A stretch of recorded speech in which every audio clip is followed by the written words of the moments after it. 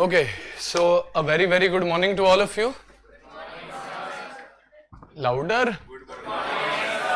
Okay, so welcome everyone to this session where we will be doing your AFM. This is particularly one of the most interesting subjects in your curriculum.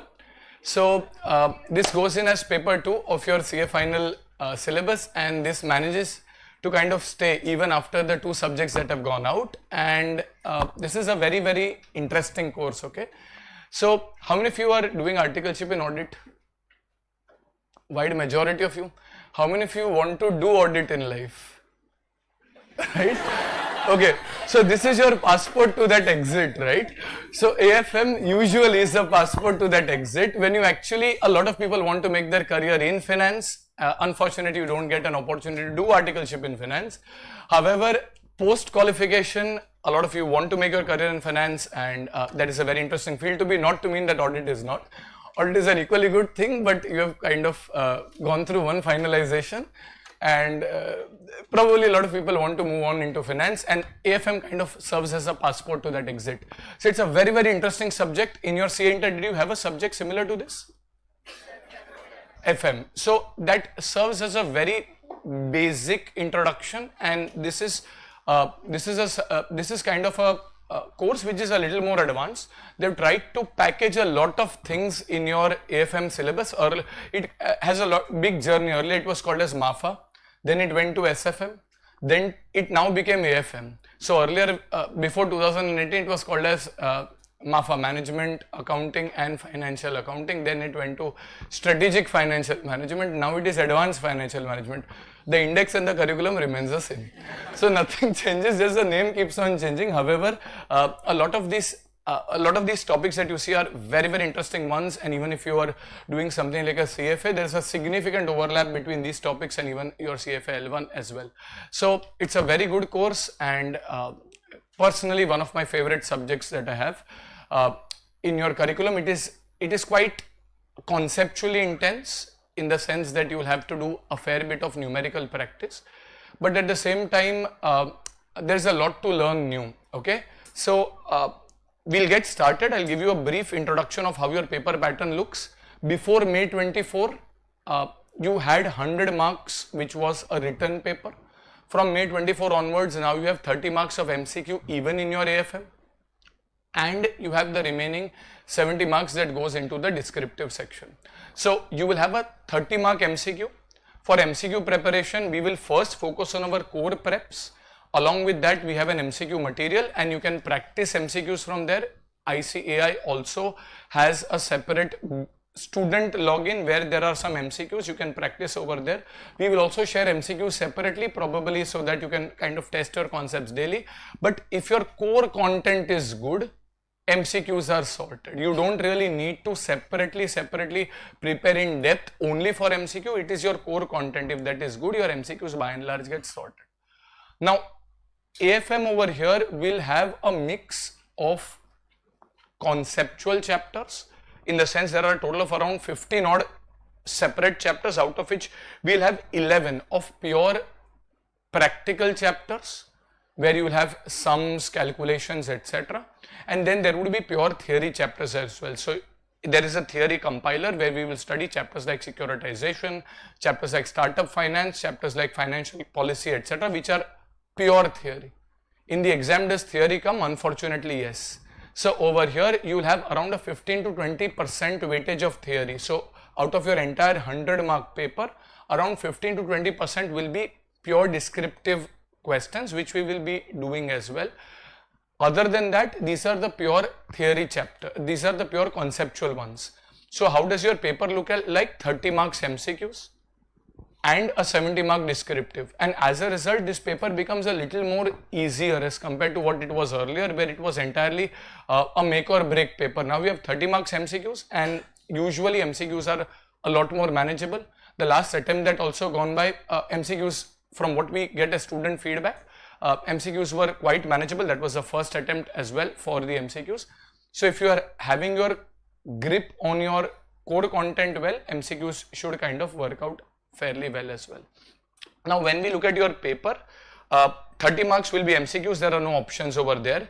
Out of the remaining 70 marks of your paper, you will have 14 into 6, that is around 84 marks, out of which you will have question 1 that goes in as compulsory, and out of the remaining question 2 all the way up to question 6 you can attempt any how much? Tough question? Any 4. So over here you get one question as an option. Okay, you get one question as an option which you can kind of play around. Question 1 goes in as compulsory, and you have one option from the other other questions. Okay, in the 30 mark MCQ, obviously you don't have any option. Usually these MCQs can be a 1 mark MCQ or a 2 mark MCQ. Most of the MCQs are 2 marks, and they are based on some standalone concepts. So it is not like a case study. This AFM will also serve as a base, not just AFM, every paper will serve as a base for our IBS paper as well. The last exam that went by of IBS again had close to a 20 odd mark AFM weightage in your IBS paper as well. That is the same for story for FR, that is the same story for DT and everything. So this will also aid in your IBS preparation overall. Yes. Okay. So out of these, now if you have done FR, it is a much more bigger subject, extensive subject as compared to AFM. FR has close to 30-35 topics in its index. AFM has close to 12 to 15 topics, and hence the weightage is almost a clear weightage. So over here when we look at the weightage, we clearly know that almost every time the pattern is predictable. So there are certain topics which we will take in our tier 1. You will have 3 books, okay, plus separately an MCQ material we'll share separately, but 3 books where first will be your concept book that you need to carry daily, and also let us say one of the 2 volumes. We will first, over the course of our first month or 2, we will only be looking at volume 1, and then we will be starting separately with our volume 2. Okay, so when we look at these topics, theory we will keep separate. We are just first talking about the practical section. Theory will keep separate. Within the practical topics, you will have valuation of securities, which goes into the tier 1 category, and almost certain exam weightage. Then you have portfolio management, tier 1 category. Then you have foreign exchange, tier 1 category, and derivatives, tier 1 category. These are the chapters which are almost certain to make it to your main exams. You will almost always pick up a paper and see a question or sometimes 2 or 3 of them from these chapters. So 100% you are getting a weightage from every chapter. Then you go to the tier 2 category, which is mergers, advanced capital budgeting, and mutual funds. These go into the tier 2 category in terms of importance, along with interest rates. So these would be in tier 2 category. And then you have risk management, business valuation, international financial management.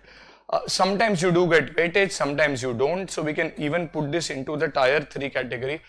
So the other topics, if you see, that is risk management, business valuation. Unfortunately, the easiest topics are in the least important category, but nevertheless, we will study everything at length. And even international financial management, now that capital budgeting is there, earlier international financial management, we would put it into the tier 2 category because capital budgeting was not there. Now capital budgeting has been introduced, and hence you do get a question on capital budgeting, in which case they will usually look at the foreign exchange angle in the forex chapter. But nevertheless, these are the tier 3 categories. When you look at the theory, within theory there will be 3 topics which are all tier 1. There will be securitization, there will be, we'll do that separately, there will be securitization, there will be a startup finance, and there is financial policy. Almost for each of this you will get a 4 mark question in your main exams.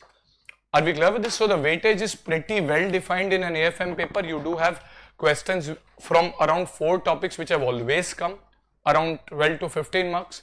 Another tier 2, another 4 topics, out of which at least 2 or 3 of them almost certainly come. So you will not see mutual fund in every attempt, but you'll probably out of 5 attempts you'll see mutual fund in around 3 of them.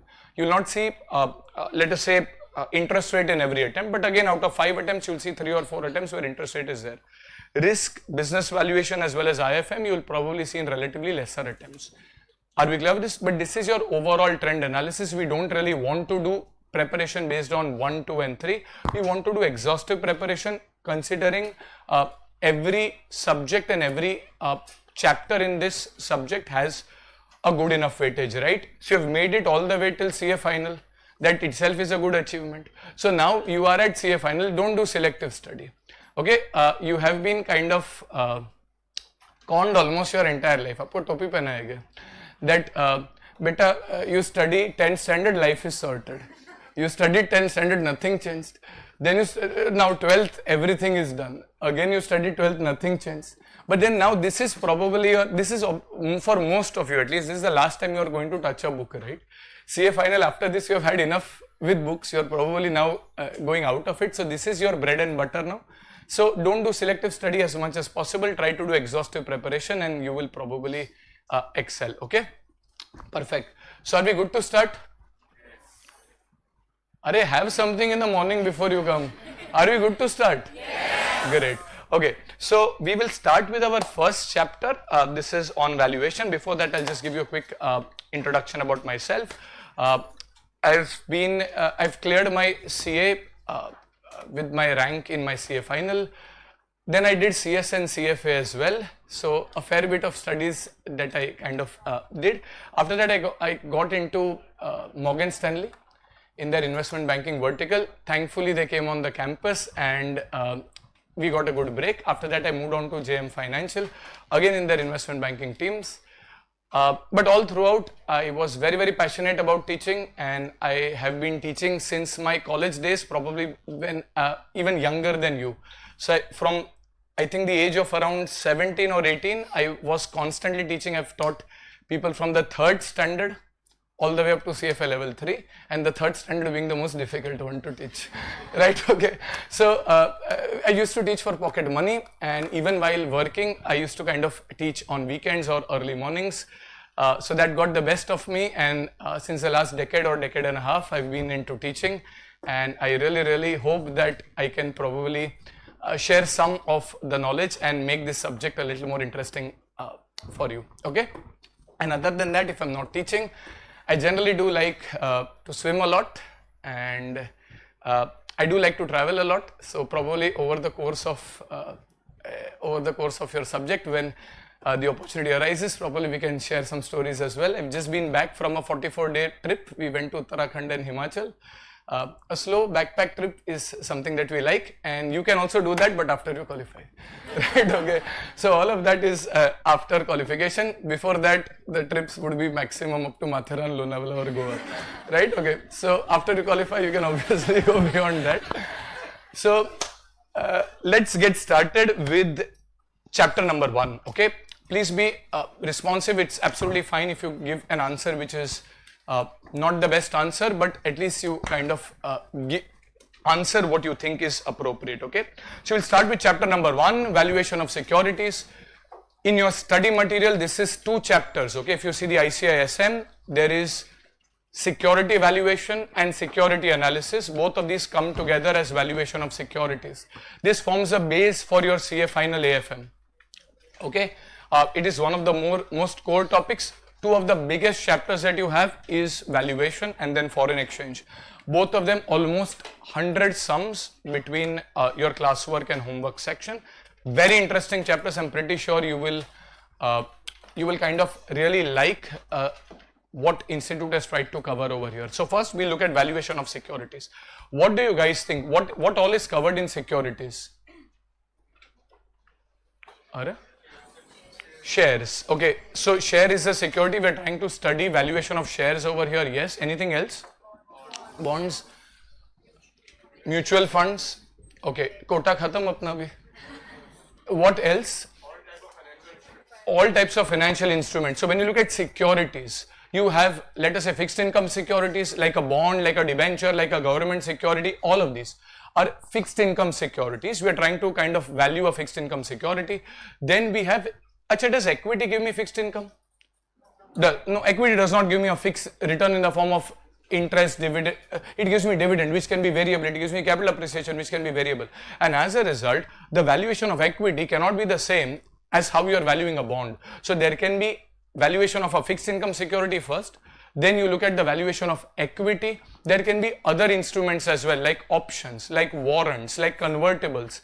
Basically, securities are usually those items which are usually tradable. It's not necessary that they have to be listed, but they can be broken down into a small piece. A very simple thing. You understand what is a debenture, but you understand what is a loan. Is loan and debenture similar? If you go to SBI, you take a loan of 100 crores. Or you go to the public and make a debenture issue of 100 crores. Basically, you are taking 100 crores, you have a term of around 5 years, you have to pay interest. Can I say almost both of them are similar? Yes, however, is loan is a single illiquid block, which means if I want to transfer that loan, I can't really break it into small pieces and transfer it to people, right? However, a debenture, it's a 100 crore debenture, I might have issued it to probably 10 crore people of 10 rupees each. Now, these 10 crore people can easily buy, sell, trade these debenture, yes or no? And as a result, securities usually are a block of money which is broken down into small pieces. Maybe an IPO will have 100 crores of actual proceeds broken down into small proceeds. An NFO for a mutual fund, new fund offer, again a 100 crore issue broken down into small units, and these units are actually securities. Loan can also be looked at over here. However, loan is basically not a security. It's an illiquid block, which means I can't really transfer small pieces of that loan to someone, but a debenture issue is a debenture issue, an equity issue, maybe the holders can actually transfer it. Are we getting this? Yes, okay. So first, when we look at valuation of securities, we will first focus on valuation of fixed income securities. Now this chapter has 3 main sections. Section number 1, fixed income securities. In my opinion, unfortunately, the most complex section. Then valuation of equity securities, which gets a lot more manageable. And then the easiest part. So the chapter goes from being a very tricky one to a much more manageable one. Now, to be honest, fixed income securities warrant, like in CFA, it warrants a separate subject altogether. In our CA final, we don't even give a chapter to them. So it's they've tried to compress a lot of things in a very small space. And because have you done bond valuation before ever? I mean, in your CA inter, did you do anything? No, but maybe some about equity. Maybe you did Gordon formula, CAPM, this or that you did about equity, but nothing about bond. So they introduce you to bonds and they take you to probably the highest level of bonds as well. We will do it a little slowly so that you get a better understanding. Equity we can manage, I'm pretty sure you can manage. Bonds is something where you have to be a lot more attentive because it does come in the exam and it is the one and the only place which is there. There's no introduction in CA Inter. Directly you have something at CA Final. Okay. So tell me, first, if I look at a bond evaluation, that is valuation of a fixed income security. A very simple security, if I go to see over here, let us say, if I have a fixed income security, like a bond. Now there are a few terminology that is unique to a bond. So over here, let us say the bond has a face value. Let us say this bond has a face value of 100 rupees. Then there is something called as a coupon rate. Then let us say that is 7%. And let us say there is a tenure or a maturity of the bond. Let us say that is 4 years. Now, what is the significance of face value? Have you heard about the words face value? But why does it exist in life? What is the significance of face value? Why do companies, is it necessary that your issue price has to be the same as face value? No, but then why is there a face value? Because interest has to be provided on face value predominantly because different people can go and buy the bond in the market at different prices. I may have paid 95 rupees, someone at a later date might pay 105 rupees, someone might pay, let us say, 102 rupees. Now there are different values. Now on the interest payment date, everyone will go and fight with the company. No, I have paid 105, I should get interest on 105. How will company keep a track of everyone who is buying in the stock market at what rate? So company says, well, you know what, I'm not going to get into all of this. I will give you a particular value on the instrument, and irrespective of what price you decide to buy or sell, I will give you interest based on that. So there is a face value. Again, this problem also arises at the time of redemption. When you go to buy the debenture in the market, you are a layman. You are not a talented chartered accountant like you are. Let's say you are a layman. You will say that I paid 105 on the BSE to buy the bond. If I paid 105 for the bond, after 10 years, I should get back 105. Company says, no. How will I know at what price you are buying? I will tell you a particular value which is there on the face of the instrument at the time of redemption. If nothing is there, I will give you that. You bought at 105, you bought at 95, that is not of my concern. I am going to give you back the value that is there on the face so that a consistent value is there. Are we clear with this? And that is why instruments actually give you a face value, because interest, dividend, all of this is a percentage of face value. Second, there is something called as coupon. What do you mean by coupon? Have you heard about this term? What is a coupon? Coupon is another name for interest. Achha, it is a legacy term. Earlier what used to happen is, are you guys aware of DMAT? DMAT is dematerialization, which means now, do you actually see physical share certificates? We get a lot of money in articleship, we are buying shares. We are buying some shares. Maybe some shares, or at least we want to buy shares, but our bank balance does not support as of now. Apna bhi time aayega. Right, okay. So when we look at these bonds, bonds or shares, we don't get these physical certificates in our hand. Even if you buy, sell, your parents buy, sell, you get them into your something called as DMAT account, dematerialized. Earlier, before, let us say, before 2000, in Harshad Mehta's and other time, you have seen Scam 92? Yes, music is playing in background. Right, okay. So over here, at that time, you had physical certificates. Similarly, bonds had physical certificates. Along with those certificates, they would give coupons. Let's say it's a 5-year bond or a 4-year bond. Every year, the person who is the bond holder will give the coupon to the company, and the company will give that person the interest. Next year again you will give coupon to the company will give you the interest, because the company has given you physical certificate. So when you come and give the coupon, the company gives you interest on that relevant date. You give the coupon, you get the interest. You give the coupon, you get the interest. Now you don't need that physical coupon, and as a result, there is no physical coupons per se. Companies have electronic data, electronic records, and they transfer money to you electronically. However, the term still remains. So when you look at the word coupon, coupon means interest. The institute will say that there is a bond with a coupon of 7%. They will not even use the word interest, but coupon refers to interest that the issuer is promising to pay you. It's a legacy term. It just remains. Are we clear with this? Okay, and then there is term. Let's say this is a maturity term of the bond, which is, let us say, 4 years. Now, what are we trying to do? We are trying to do valuation. What do you mean by valuation? We are trying to figure out how much money, if I am an investor, how much money should I pay for buying this bond. Let us say there is a company, Reliance Industries Limited, which has come out with this bond issue, where it is giving a bond with a face value of 100 rupees, coupon rate is 7%, and the tenure of this bond is 4 years. Now, how much money should you pay for the bond? Have you heard about the words intrinsic value? Intrinsic value is internal value. How much value does the bond, does the share internally command, intrinsically command, is called as the intrinsic value. So, what do you guys think? Can I say if the face value is 100, let me pay 100 only? How will I do this bond valuation? Or how do I do valuation of any item in the world of finance? In the world of finance, how do you do any kind of valuation? The market value, okay, good point. Market value is a value at which you can buy the bond in the market.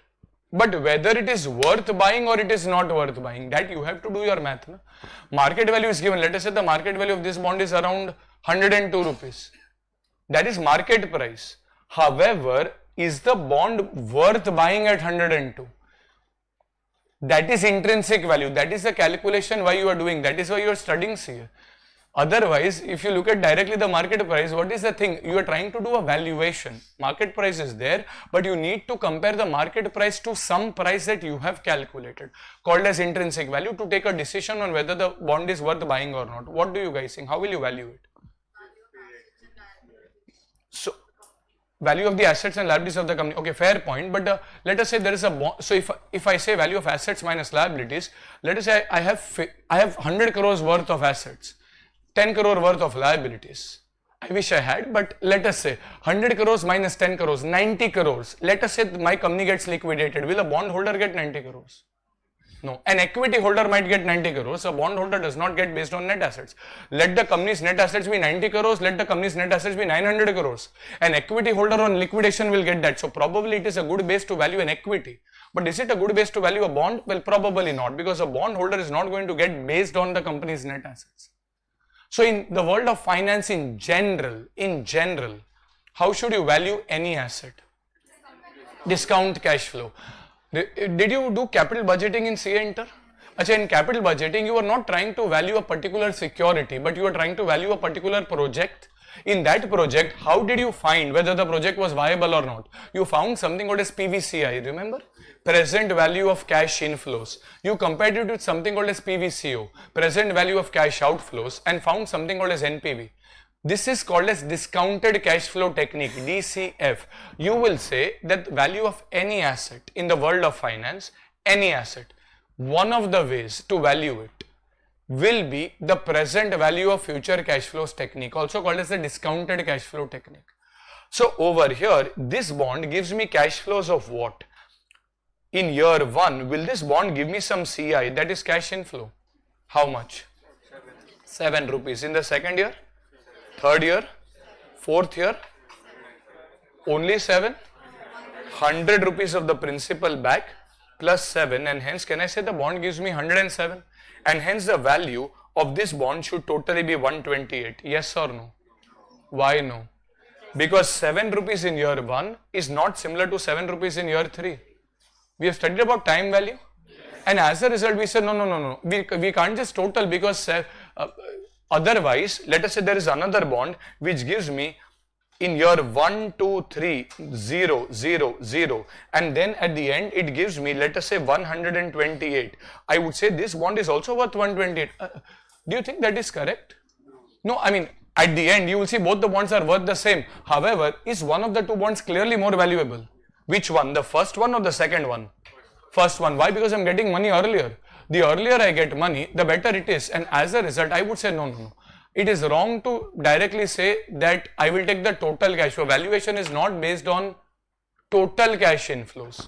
It is based on present value of cash inflows. Now, how do you do present valuation? Have you heard this word present value before? Achha, how do you do present valuation? You have studied about this formula called as compound interest formula. A is equal to P into 1 plus R raised to N. What does this formula do? It takes you from the present value, that is P, the principal amount now, to a future value, that is an amount at the later date, that is called as A, the amount. Are yes or no? So we are trying to say that, well, this is a formula which takes me from today's value to a future value. I can rephrase this formula as, can I say P, that is a principal, can be shown as PV, PV is the present value. Can I say A, which is the amount at a later date, can be rephrased as FV, FV is the future value, into 1 plus R raised to N. This is just the same compound interest formula only. What does compound interest do? Tell me, what does compound interest do? It takes you from present value to a future value. Now today, do I have the future cash flows from the bond? But what do I need to find? I need to find the value today. So what I do is I rephrase this formula. I can say that FV, I can take 1 plus R upon N on the other side equals PV. You understood what I did? Well, 1 plus R raised to N goes below. That is FV into 1 plus R raised to N equals to PV. Are you understanding what is happening? This is called as discounting. Have you done discounting earlier? Yes, in capital budgeting, 1 divided by 1.1, dhad, equal to. You do, what was that? It was this factor. This factor is called as a discounting factor. What did discounting do? It took you from future value to the present value. What does compounding do? It takes you from the present value to the future value. Are yes or no? Where do I want to go? Well, I know 7 in year 1, I know 7 in year 2, I know 7 in year 3. I want to find a value today. 7 rupees after 3 years is worth how much today? 7 rupees after 1 year is worth how much today? 107 after 4 years is worth how much today? I need to find that. So do I need to do compounding or do I need to do discounting? Discounting, in discounting you divide, D for discounting, D for divide. In compounding you kind of multiply by 1.1, in discounting you divide by 1.1. Are we clear with this? So over here this is called as the discounting factor. For your understanding, you must have done all of this in your CA Inter, but for your understanding, discounting is nothing but the inverse of compounding. Discounting takes you from the future value, it takes you to the present value. Compounding takes you from the present value to the future value. So when I want to find the value of a bond, I will have to compound this 777 or will I have to discount them? So I will select a particular discounting factor. Generally this will be given. Let us say we take our favorite factor, that is 10%. So let us say discounting factor is 10%. How do we find 10%? What is 10%? We will review that. But let us say this is 10%. Now how will I find the numbers? What do I do on my calculators? 1 divided by 1.1. Usually we will take up to 4 decimals and round off the fourth number. Sometimes institute also takes 3 decimals, sometimes they even take 2 decimals, but 4 is the safest. Sometimes they even take 4. So we take the 4 decimals, round off the last number. 1 divided by 1.1 equals to, how much do I get? 0.90909. So this is 0.9091. Then again what do we do? Another equal to 0.8264, 0.7513 and 0.6830. By the end of the course, if you know nothing, you will at least remember the 10% factors by the end of the course, okay? So over here, we'll try to find the present value. Can I borrow a calculator? If someone is carrying, you should carry. Even I should carry. But nevertheless, okay, so over here, this is 7 into 0.9091. You can use memory, okay? M plus. Over here, this is what? 6.36. Again, 7 into 0.8264. 5.78, 7 into 0.7513, 5.25 and 107 into 0.683, 73.08. Acha, if I total all of this, there will be an MRC that is around 90.49. Let us say this is 90.49. Are we clear with this? Now, what do these numbers indicate? If someone came walking to me, hold on, we are just trying to do a very basic ground level concept building. After that, when we do the sums, this will automatically come naturally to you. One is calculation to get marks. One is understanding. We want to develop both. We would want our marks, but also basic ground level understanding. I will assume you know nothing. And then I will do ground up, okay? So some of you might think this is basic, but we want to build up basic blocks and then go to the advanced concepts. That is when your concepts are clear. So what does this number indicate? If someone came walking to me and said, well, you know what, I'll give you 7 rupees after 1 year. Someone else came walking to me, oh, you know what, I'll give you 7 rupees after 2 years, 7 rupees after 3 years, and 107 after 4 years. We'll say, okay, how much is that worth today? 7 rupees after 3 years is worth 5.25 today. So I will be indifferent. You might have studied a chapter on time value of money. Have you studied? I'm indifferent. I'm indifferent if someone comes walking to me and says, I'll pay you 5.25 today. Or someone comes walking to me and says, I'll pay you 7 rupees after 3 years. You understand it? Basically, in either case, I have the capability to earn 10%. So even if someone gives me 5.25 today, I can deploy that somewhere, earn a 10% return, that will become 7 rupees after 3 years. Or someone says, no, you give me an X amount today, you give me 5.25 today, I will give you back 7 rupees after 3 years, or yes or no. And as a result, I have earned implicitly a return of 10%. So I am saying that, well, based on the future cash flows, the instrument over here is promising me 777, and then at the end it is promising me 107. In today's terms, all of that comes out to be, in today's terms, 6.36, 5.78, 5.25 and so on comes to 90.49. What does 90.49 showcase? It is nothing but PVCI. You understand PVCI? It is the present value of bonds cash inflows. It is called as the present value of bonds cash inflows. So if I want to earn a 10% return, I should invest only 90.49. Are you understanding this? The valuation of a bond is the present value of bonds future cash flows. And based on the bond's future cash flows, you believe that you should invest 90.49. Now you think and tell me, you go to the stock market now and you see like shares are traded, bonds are also traded. You go to the stock market and you see the market price, let us say at 92. Think and tell me, Don't be impulsive. Should you buy the bond? Should you sell the bond? Sell the bond. Why? Because the bond is overvalued. You understand overvalued? This is the true value. The market value is higher value. It is overvalued. Do you buy overvalued items or sell it? Sell. I would say, yeah, why will I spend 92 for something which is worth 90 in my opinion? Or what if the bond had a price of 88? What will I do?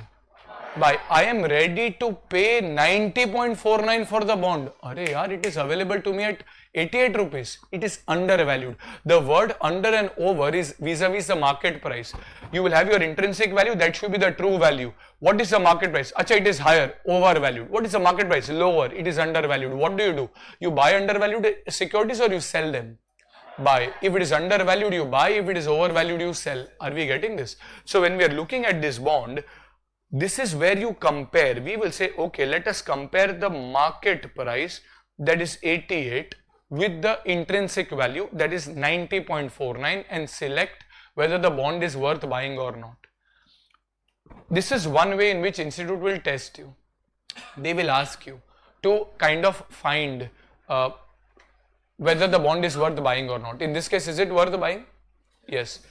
However, a lot of questions, no, the institute will not ask you this decision. They will tell you to find the intrinsic value, in which case can your answer end at 90.49? But in some cases, they will tell you to find the market price.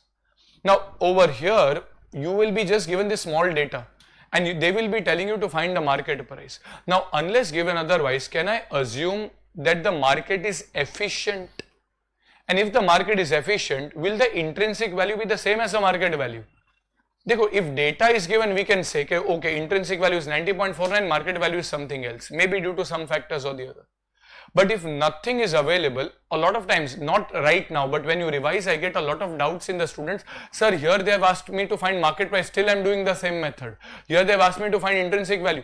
Remember, these words can be used interchangeably. That is, ideally, market price is a price quoted in the market. Intrinsic value is based on the present value of future cash flows.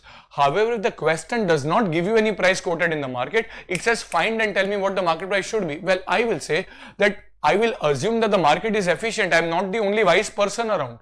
The market is efficient. Everyone will do this math and they will find that 90.49 will be the intrinsic value, that must also be the market price. So don't get confused. In certain sums, institute will ask you to calculate market price, we will still do this. Why? Because if the market is efficient, the price which is there theoretically should also be there in the market unless otherwise given. Yes or no?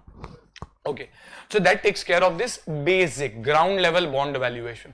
The only thing that I want your understanding over here is, will this 7 rupees, 100 rupees, 4 years, all of this, will this be appearing on the bond physical certificate? Let us assume we are in an era where there is a physical certificate. Will all of this be appearing in the bond certificate? Will the coupon rate of 7% appear? Will the face value also appear? Will the tenure also appear? The only problem and only thing that you have to practically find out, because this is certain, there is no problem in this, but who told you this 10%? How did you find 10%? What do you guys think 10% is? Risk-free rate? Okay, risk-free rate is one possible thing, but are bonds risk-free? Not necessarily that the bonds are risk-free. Look at Kingfisher, for example. Bonds may not necessarily be risk-free. Achha, can I take WACC over here? Weighted average cost of capital. You studied in your CA Inter. No, not WACC. Achha, you studied something called as KE, cost of equity. Can I take KE as the relevant rate? Why no? Why not KE? Sorry? Because KE is the opportunity cost. You remember opportunity cost? If not this, somewhere else. Well, opportunity cost has to be for a similar item. A bond and equity are not comparable. Achha, what is more risky? Equity is more risky. I cannot say that in equity shares in Sensex and Nifty, if I invest, I get 15-20% return. So if I invest in a bond, it should also give me 15-20% return. It is wrong. They are not comparable. They don't have the same level of risk. And hence, we will say, no. KE is not correct because it is an equity discounting factor. I'm not investing in equity, I'm investing in a bond. WACC is not correct because WACC also includes some equity element. If you remember, cost of debt into weight of debt plus cost of equity into weight of equity. Here I'm not investing in. No sir, in CA Inter when we did capital budgeting we took WACC. Most places you took WACC. That was because you are investing in a project, and that project, like constructing a dam, was out of equity money as well as debt money of the company. So we are saying, okay, this is a risky project, it should give me at least this. Now I'm investing in a bond. If I don't invest in this bond, what if I were to invest in another bond? You understand opportunity cost? If not this bond, if I were to invest in the next bond, how much will the next bond give me? Your next bond is giving me 10% in the market. Achha, if you go to, for example, HDFC, SBI, ICICI Bank, you see their FD rates. That is market rate of interest. What is the rate of interest? If I were to invest in a 4-year fixed deposit in SBI, if I don't invest in SBI, a similar bank would be, let us say, Bank of Baroda. If I were to invest in Bank of Baroda, how much will BOB give me? Well, if they are giving me 10%, ideally over here also I should get 10%, assuming the risk is the same. Are we getting this? So my discount rate will be the investor's expected or required rate of return. For what investment? Another bond investment, another equity investment, what investment? Another bond investment of similar credit. You've heard the words credit rating? There are AAA rated bonds, AAA being the highest. Then comes AA, then comes A, then comes triple B, B, double B and so on, then C and D. So I will say that if I am a AA rated bond, what is another AA rated bond giving me? Oh, the another AA rated bond is giving me 10%. Well, this bond should also give me at least 10%. Are yes or no? So I take my required rate of return as the discounting factor. My required rate of return on a similar bond investment will be taken as my discounting factor. Are we clear with this? Is everyone clear? Basic. Now tell me, among all of this, achha, do bonds value keep on changing? Let's say 90.49 I see on the exchange ticker. I go to the exchange, I see 90.49. Let us say the very next day, will this bond value change? Can it change? It can possibly change. Why does it change? Now just for my understanding, does the face value keep on changing? Remains the same. Does the coupon rate keep on changing? Does the tenure keep on changing? What can possibly change? Because if nothing changes, bond value has to remain the same. It has to remain at 90.49, all else remaining constant. And you told me everything is the same. Discounting factor. Why would discounting factor change? The market rate of interest can keep on changing. Why would the market rate keep on changing? Like, you review RBI. Okay, I'm not sure whether you're tracking the markets. You do track the markets? So, lately there has been a lot of volatility. Two primary reasons. If you see, reason number one, Israel went and shot someone in Iran, so there is a risk that probably this will escalate into a wider conflict, and if it becomes a wider conflict, US, everything gets involved, then world economy will go for a toss. So that is one equity risk that we are bearing, that okay, there can be an escalation of a wider conflict. Another very interesting thing, and this is just off topic, just that you are also aware, usually there's something called as a yen carry trade which is there. I mean, we'll not go into technicality for it right now, but on a very simplistic level, if you are aware, Japan is the only developed economy, in the world which is almost in a deflation / stagflation phase. Everywhere else in the world there is inflation. Now Japan had interest rates which are almost 0%. Quite literally you can borrow money over there and not pay any interest. So what would global investors do? They would borrow handsome sums from the Japanese market for deployment because it was next to 0%, actual 0%. We'll think that what are we doing in India? We should also do the same thing. It was almost a 0% interest rate, and now the Bank of Japan, after decades literally, they've increased their interest rate. Like RBI increases interest rate, Bank of Japan, Bank of England, Federal Reserve in the US, they can also increase their interest rates. If they increase the interest rate, will the cost of borrowing increase? Will investors investing in a Japanese or other similar bond, will they now expect 0.25% more? Because if I say no, I will give you only 0.1%. Let us say I am the Bank of Tokyo. I am saying that I am giving only 0.1%. They will say no. the RBI over there, that is the Bank of Japan, is giving at 0.25%, forget it, I will not invest in your bond, I will invest somewhere else, risk free, I am getting 0.25. So if RBI changes, if Bank of Japan changes the rate, or in this case, I was happy getting 10%. Now suddenly RBI comes up with an announcement. In its meeting, it says, no, we are increasing the rate by another 2%. Now if RBI increases the rate by 2%, HDFC will also increase, SBI will also increase. So a new investor will now say, why am I going to be happy at 10% when everyone in the market is getting 12%? Are we getting this? But here my bond is printed. On my bond, 7%, 100, 4 years, everything is written. Will the bond give me 2% more merely because RBI today has announced 2% more? No. So that is why the bond's price will keep on changing. An investor will say, whatever is printed in your bond, you be happy with it. But if I want to buy this bond now, I am not going to buy this at 90.49, because if I buy it at 90.49, achha, you understand the word IRR? IRR is the rate where PVCO equals PVCI, you understand? So if I invest 90.49 today, I will get a bond which will give me 7777 and 107, which in today's terms is worth 90.49, which means, can I say my IRR is 10%? However, I am not going to be happy at 10%. Now my required rate of return is 12%. So I am saying I will not invest 90.49. I will recalculate, and that is why my bond value keeps on changing, because my expectation of market rate of interest keeps on changing. All else remaining constant, my expectation of market rate of interest keeps on changing, the bond price keeps on changing. Now let us say we bought this bond, and as unfortunate that we are, let us say the next day RBI came up with the announcement where it is increasing the interest rate and the market interest rate goes up. Now I want to understand what impact will it have on the bond price. We will do some math, but this is something that should be there in your mind. Like in your CA Inter, did you study about beta, CAPM, RF, RM? What is CAPM? RF plus RM minus RF into beta, where RM is the market. Market can be something like Nifty. Achha, if Nifty increases, if Nifty goes up and your beta is 2 times, will you also go up? Let's say your beta is 2 times. What does beta represent? Beta represents your responsiveness to the market. But between Nifty and a normal company share, there is a direct relationship or there is an inverse relationship? Direct. If the stock market in general goes up, your share also goes up. If the stock market in general goes down, your share also goes down. This type of relationship is called as a direct relationship. Achha, remember when you did economics, demand supply.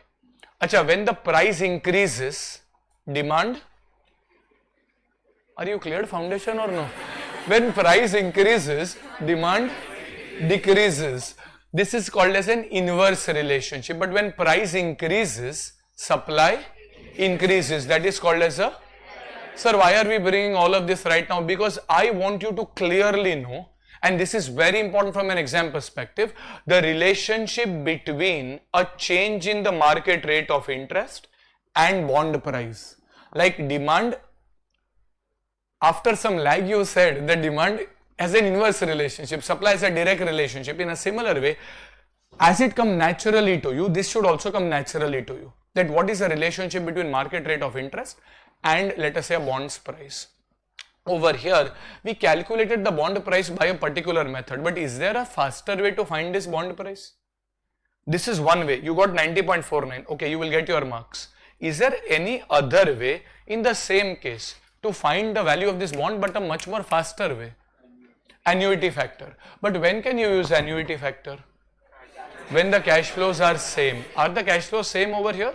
Yes. So you can also use annuity factor, that is 7 into, let us say, we will say PVAF. PVAF is called as a present value annuity factor. Now, how do you calculate it? Most of you would be aware, but even if you are not, how do you calculate it? PVAF at the rate of 10% for 4 years. So you will do 1 divided by 1.1 equals to 4 times. Then you have grand total GT, should work on most calculators. If it does not work, equals to M plus, equals to M plus, equals to M plus, and then memory recall. Yes, okay. So if I do this, can you tell me the number? 1 divided by 1.1. I can see only my calculator buzzing. 3.17. Okay, let's say 3.17 plus 100. Acha, so I've considered 777. Acha, this is nothing. What was PVF? Just for your knowledge, ground level. What was PVF? It is simple application of a mathematical principle. You are doing 7 into 0.9091 equals to plus 7 into 0.8264. Can I say 7 was common? If 7 was common, they said, ek kaam karo, take 7 out of the bracket and total all of this. And then 100 which was different, you keep it separately. Are yes or no? So over here 100 into, acha, again 3.17. No, 100 is not in each year. 100 is only in the 4th year. So which means you will take 0.6830. This is into PV factor at the rate of 10% for the 4th year. If you calculate it, 7 into 3.17 m plus 22.19, 100 into 100 into 0.683 m plus 68.3. Are you getting exactly that 90.49? Yes, remember you're not solving a BCom paper that the bigger you make, the more marks. So students say, no, this is so big solution. This is only one line solution. Will we get marks? Yes. So it does not really matter that you have to make and fill up a big table. You can easily take PVF and you will get your credit. Are we getting this? But if you are not comfortable with annuity factor, you can even make the table and solve. Either ways, you are going to get your marks as long as you get 90.49 properly. Are we clear with this? We will generally prefer PVF because we are usually short on time when we are writing our papers. We don't want to unnecessarily invest more time doing some. Are we clear with this? Okay. Now let us say your discount rate changes to 12%. Will your coupon change or will it be 7 only? Into PVAF. Will a new investor who has to buy the bond today, yesterday is gone. If a new investor has to buy the bond today, will that new investor expect 10% or they expect 12%? So will I discount at 10 or 12? 12 for a period of still 4 years, plus that new investor is still going to get 100 rupees after. So this is 12% for the 4th year. So if you do the math, you will get how much? 3 point, this is 0.6355, 3.0373. I will not total, okay? I will not total. Before that, I want you to tell me in your understanding, forget the math. Math will prove something. According to you, what should happen to the bond price? Should it fall or should it rise? Why should it fall? Because all else remaining constant, you are expecting a higher return. If my cash flow is going to be the same, how will I get a higher return? I will get a higher return if I invest less. There is absolutely no way that if someone is giving me 777 and 107, that same person gives me a 12%. How will they give 12%? They are giving you the same return. No, they were giving you 10%. So I will invest less. If you have to give me a 12% return, I have to invest less conceptually. That is one thing. Mathematically, why is your answer falling? Mathematically, it is falling because between 2 and 3, what is greater? 3. But between 1 by 2 and 1 by 3, what is greater? So when I look at the denominator, the moment the denominator keeps on increasing, the value keeps on falling. So when I look at 1 by 2, the answer comes to 0.5. But when I look at 1 by 3, the answer comes to 0.33. Sir, what is the relation over here? Earlier I was dividing by 10%, 1.10. Now I am dividing by 1.12. Is my denominator increasing? If my denominator increases, my answer falls. Mathematical reason. If you understand one of the two, well enough. If you don't understand it, then you have to by heart it. So but you have to know the relationship. It is falling. Why is it falling? It is falling because fundamentally, if I want a higher return with the same cash flows, I will get it if I invest less. Okay, fundamentally it is a little tricky for me, fair enough. Mathematically, earlier I was dividing 1.1. Now I am dividing by 1.12. So my denominator increases. The moment my denominator increases, the value will fall. Are we getting this? If we prove that, if you do 7 into 3.0373 m plus, this is probably 21.26 plus 63.55, what do you get as your answer? 84.8. Acha, what was my value earlier? 90.49, which means as the interest rate in the market increased, your bond's present value fell, which means the relationship is a direct relationship or an inverse relation? Inverse. This is something that you should know. And if you track bonds, if you actually go and track bonds, if you open CNBC, if you read Economic Times, do we do that? No. But if you try to probably do that, you will never see bond prices, you will never see this number. You will never see this number as well, because in the market, people will say, forget what the bond price is. I am more interested in the return that the bond gives. You will always see bond yields. These are called as bond returns. Well, if I invest in this bond, I will get 12% return. Are you understand? If I invest in this bond, I am getting 10% return. Now, whether I have to invest 90.49 or whether I have to invest 88, 84, tell me how much return I am getting. Like in bank fixed deposits, do you just see the return? If I have to put in a fixed deposit, bank gives me, it does not tell me this price, this rate, no, it tells me whatever you invest, we will give you 7% return. Are you understanding this? So this is a very important number. And remember, as the market rate of interest changes, bond price keeps on changing. The relationship though, market rate of interest, if it increases, bond price will. If the market rate of interest falls, bond price will increase. There will be an inverse relationship. Why should it be inverse? Well, over here, we have tried to explain the movement from 10 to 12, but we will practice this. At this stage, you might have a patchy understanding, but after you do a few sums, it will be a lot more clear. Good to go? Any problems here? Any doubts? Any questions? Yes, please. Then the valuation is slightly different. Then usually your fair value is almost similar to the par value only, because as the market rate of interest changes, your coupon will also change. But usually for a fixed interest bond, this is what we are studying.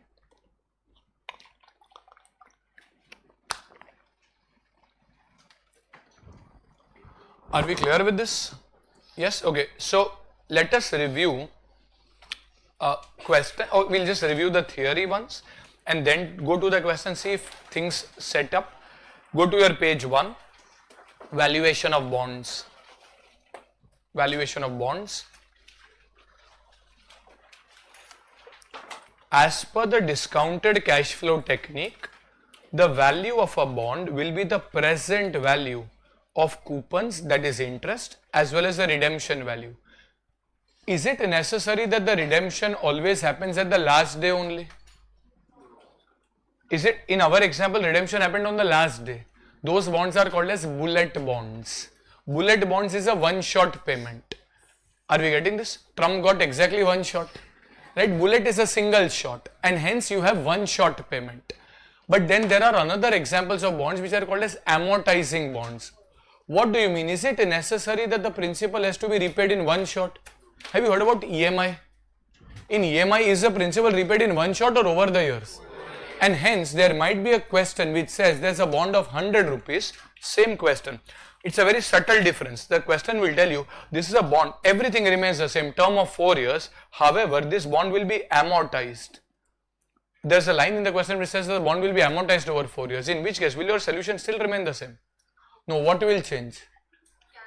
First, in the first year, will you still pay 7 rupees interest? But will you just pay 7 rupees interest? What else will you pay? How much principal? 25. So 7 plus 25, that is equal to 32 rupees will be the first year's cash inflow. Second year also 7 rupees of interest and then 25 of principal. What yes? No. When I repay 25 rupees, in the next year, will your interest still be on 100 rupees?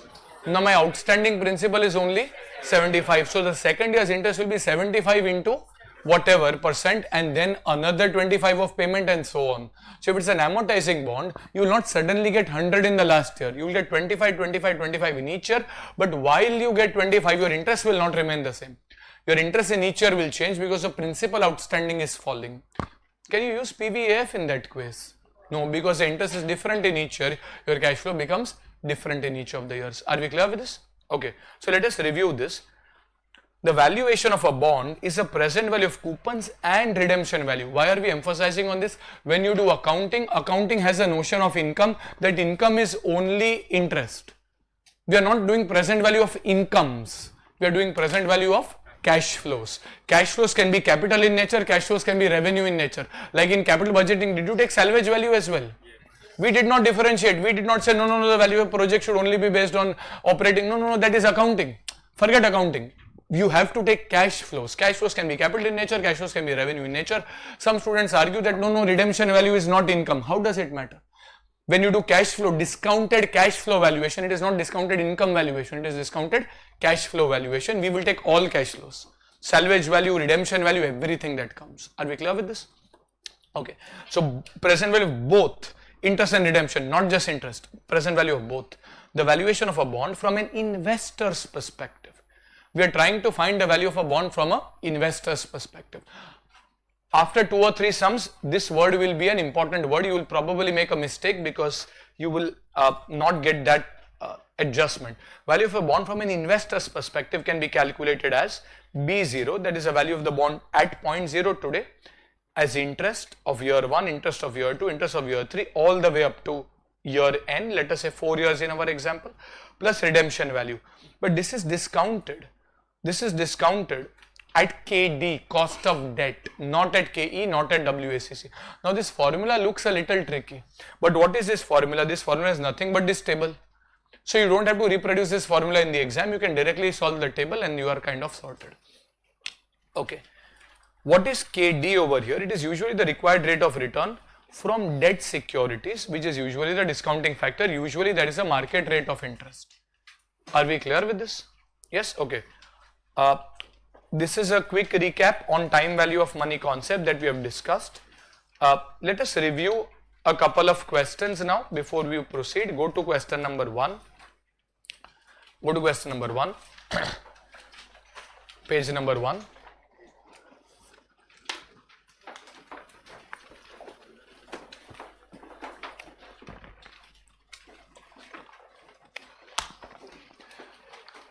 Develop a habit to read some financial paper. I know in the beginning it will be a little kind of boring, as well as probably some terms you might not understand, but once you qualify, a lot of your interview experience will be based not just on your curriculum but also based on your overall understanding of what is happening.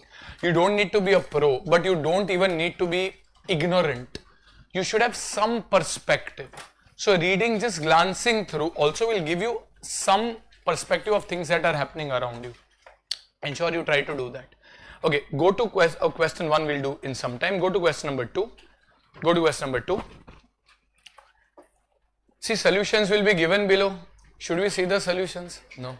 We will try it on our own. In cases once we are comfortable and there are basic questions we can discuss, but otherwise we will solve. Okay. So go to question number 2. A is willing to purchase a 5-year 1000 par value. What is the meaning of the word par value? Face value. Par value bond having a coupon of 9%. A's required rate of return is 10%. How much should A pay to purchase the bond if it matures at par? Is the question anywhere telling you that it is an amortizing bond paying? It matures at par. So the redemption is happening at what? Par value, face value only. Question says how much should A be willing to pay to purchase the bond? How will we do this working over here? What do we need to do? What do we need to do? Discounting cash flows. So over here, let us say we start with question number 2. Acha, in this particular problem, we will first try to do it the longer way.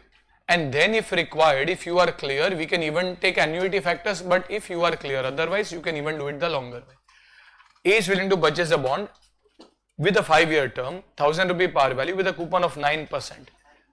So what is the cash inflow according to you? The value of a bond is the present value of future cash flows. What is the cash inflow according to you? Sorry?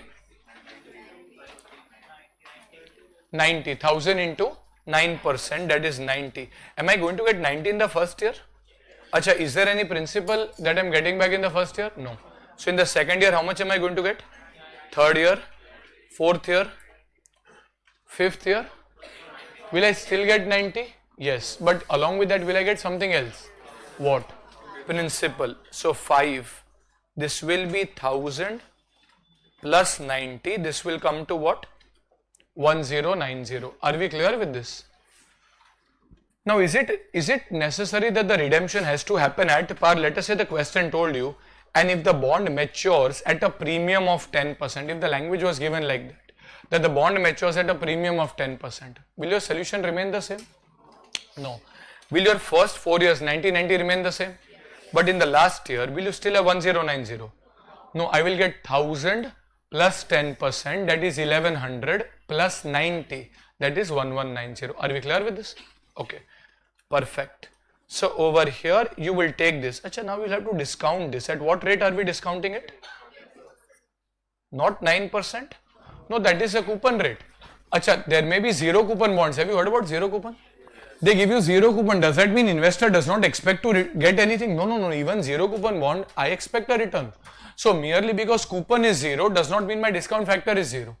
My discount factor is not linked to coupon. My discount factor is linked to the next best bond. If there was a next best bond in the market, that would have given me how much? Probably 10%. So your bond should also give me 10%. Are we understanding this? Okay, so over here this is 10%, 0.9091, 8264. Do the working on your own once. 6830, 6209. Remember, AFM is not something that can be done by listening, it is done by practicing. So even if it sounds basic, you should do it, because some basic things like getting the discount factor, rounding off, all of this is driven by practice. You don't want to do that silly mistake. Do it. Okay. So over here we will have 90 into 0.9091 m plus, this is 81.82, 90 into 0.8264, 74.37 or 6, everything is going in the memory. 70 into 0.7513, 61.62, 90 into 0.683, 61.47, 1090 into 0.6209, 676.78, and total will be how much? 962.06. So this is the value of the bond. The question says, how much should the investor be willing to pay? According to you, how much should the investor be willing to pay? 962.06. Are we clear with this? Is there any other alternative way in which you can come to almost the same answer? Can we use the annuity factor? Why in this case? Cash flows are the same. If the cash flows were not the same, we have to use this table. So alternatively, we can take what? What into what? 90 into the PVAF at the rate of 10% for how many years? 5 years. 1 divided by 1.1 equals to 5 times, and then you can take the grand total. So you have taken 90 for 5 years. What else is remaining? 1000. 1000. Some students prefer taking 90 for 4 years and then taking 1090 in the 5th year. That is also fine. You will get the same answer. You have to ensure that you take 90 correctly for each of the years and take 1000 at the end. Whatever way you do, that does not really matter. So into the present value factor at the rate of 10% for the 5th year, 0.6209, 3.7907. Do I get almost the same answer? Yes, it's 962 point, maybe there is 0, chutta maaf. Some rounding of difference can be there, it is okay. Are we clear with this? Okay. So this is 962.07. Simple working? Yes, okay. So this is question number 2. Now before we proceed further, now we are slightly comfortable with the bond valuation. Okay. Now I want to develop a relationship in general. Over here, what is the face value in this question? 1000. But what is the bond's price which is coming in this question? Sorry? So is it greater or less? Is that a coincidence or is that due to some factor? By the way, it is coming less. Now how does it matter? Generally it does not. Your answers in the exam will end over here. However, we want to develop an understanding from an overall perspective. Here My face value was 1000, intrinsic value, market price, whatever you call it, came to 962. That is, it came to be lower. Any particular reason you can attribute, or it is a coincidence? Coupon rate and discount rate. Look at the coupon rate. What is the coupon rate in this question? 9%. What is the required rate? Required rate is nothing but the discount rate, discount factor. What is the required rate in this question? I require 10, the bond is giving me 9. Is this a superior bond or is it an inferior bond? It is giving me less than what I want. So will I pay a premium for such a bond or will I ask a discount for such a bond? Intuitively, yes or no? And as a result, what do you guys think? Over here, will there be a premium or will there be a discount? Discount. And hence, can I say that over here, your market price will be usually less than the face value? Usually. Yes or no? This is a discount bond. On the other hand, if the coupon over here, for example, was 12%, but the required rate was still, the discounting factor or the market rate of interest was still 10%. Now, is this bond a superior bond? Is it giving me more than what I want? Will I be, or will people in the market in general be willing to pay a premium for such a bond? Yes, and as a result, why are we doing this? Is it asked in the exam? No. But when we see a question, at that point, remember, like in FR, in accounts, you have the luxury of balance sheet telling. So even if it is an artificial comfort, you can say, balance sheet tally we have done right. Here, balance sheet can tally even if you have given wrong adjustments. But we feel, okay, balance sheet, here you don't have that luxury. So you will have to develop, as you proceed further, some mind techniques where you kind of have a directional view. Like if in this case your answer came to be more than 1000, you would say, no, this cannot be the case. I need to check. Maybe I've done something wrong.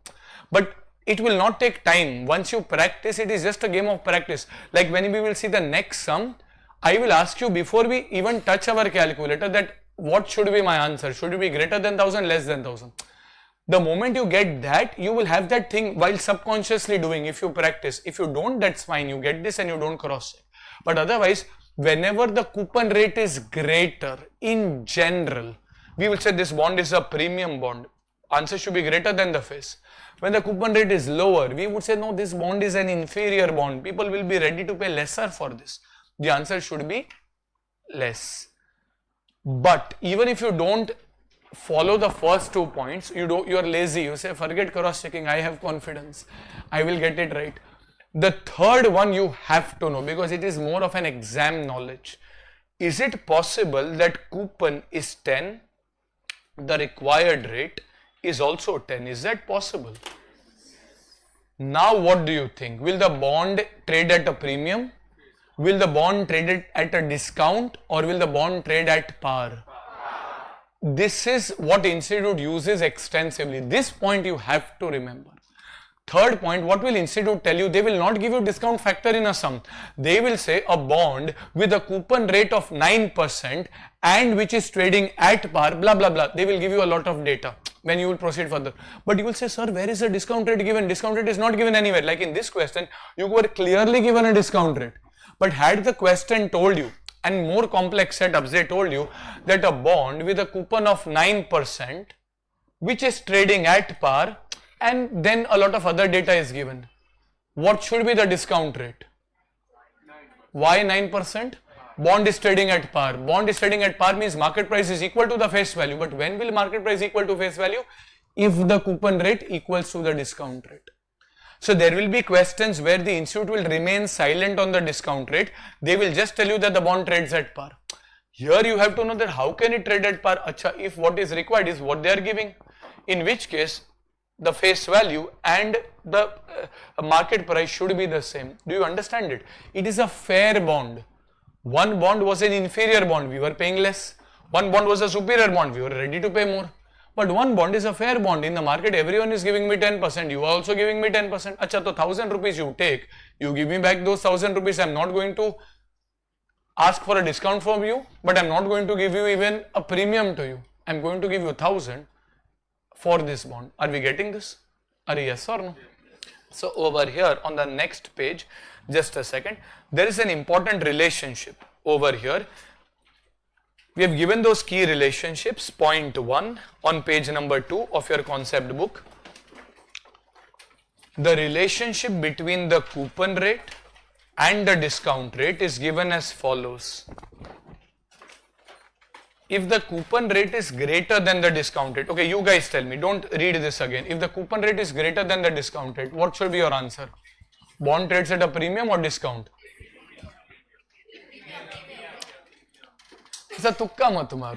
Think an answer. If the coupon rate is greater than the discount rate, is the bond giving me more? So should it trade at a premium or a discount? Premium.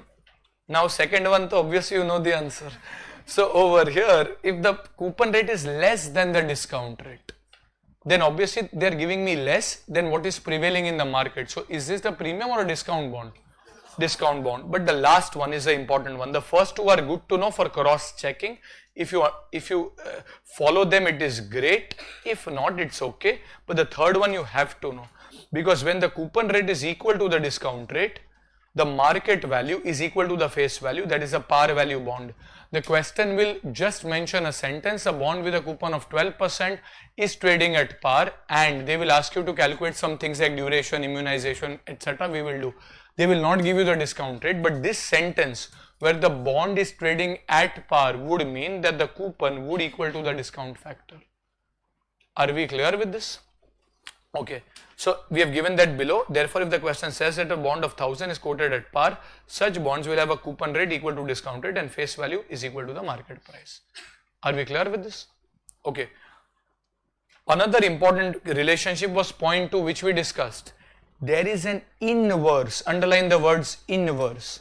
There is an inverse relationship. So over here, you can mark this third point as important, and then there is an inverse relationship between the price of a bond and the market interest rate. Acha, market interest rate, like, remember we said intrinsic value and market price are sometimes used interchangeably. They say calculate the market price, calculate the intrinsic value, calculate the price which an investor is willing to pay. All of that mean the same thing. In a similar way, what is discount rate? The minimum required rate of return. Like in this question, they clearly told you that the investor requires 10%. Are yes or no? Some question they will not tell you that. They will tell you the market rate is 10%. Or if the market rate is 10%, investor requires 10%. Are yes or no? In some question tells you that a similar bond yields 10%. You'll say, okay, if the similar bond yields 10%, we also will require 10%. They will use these words interchangeably. You have to keep it in your mind that the discount factor is your required rate of return. Are we clear with this? From an investor's perspective.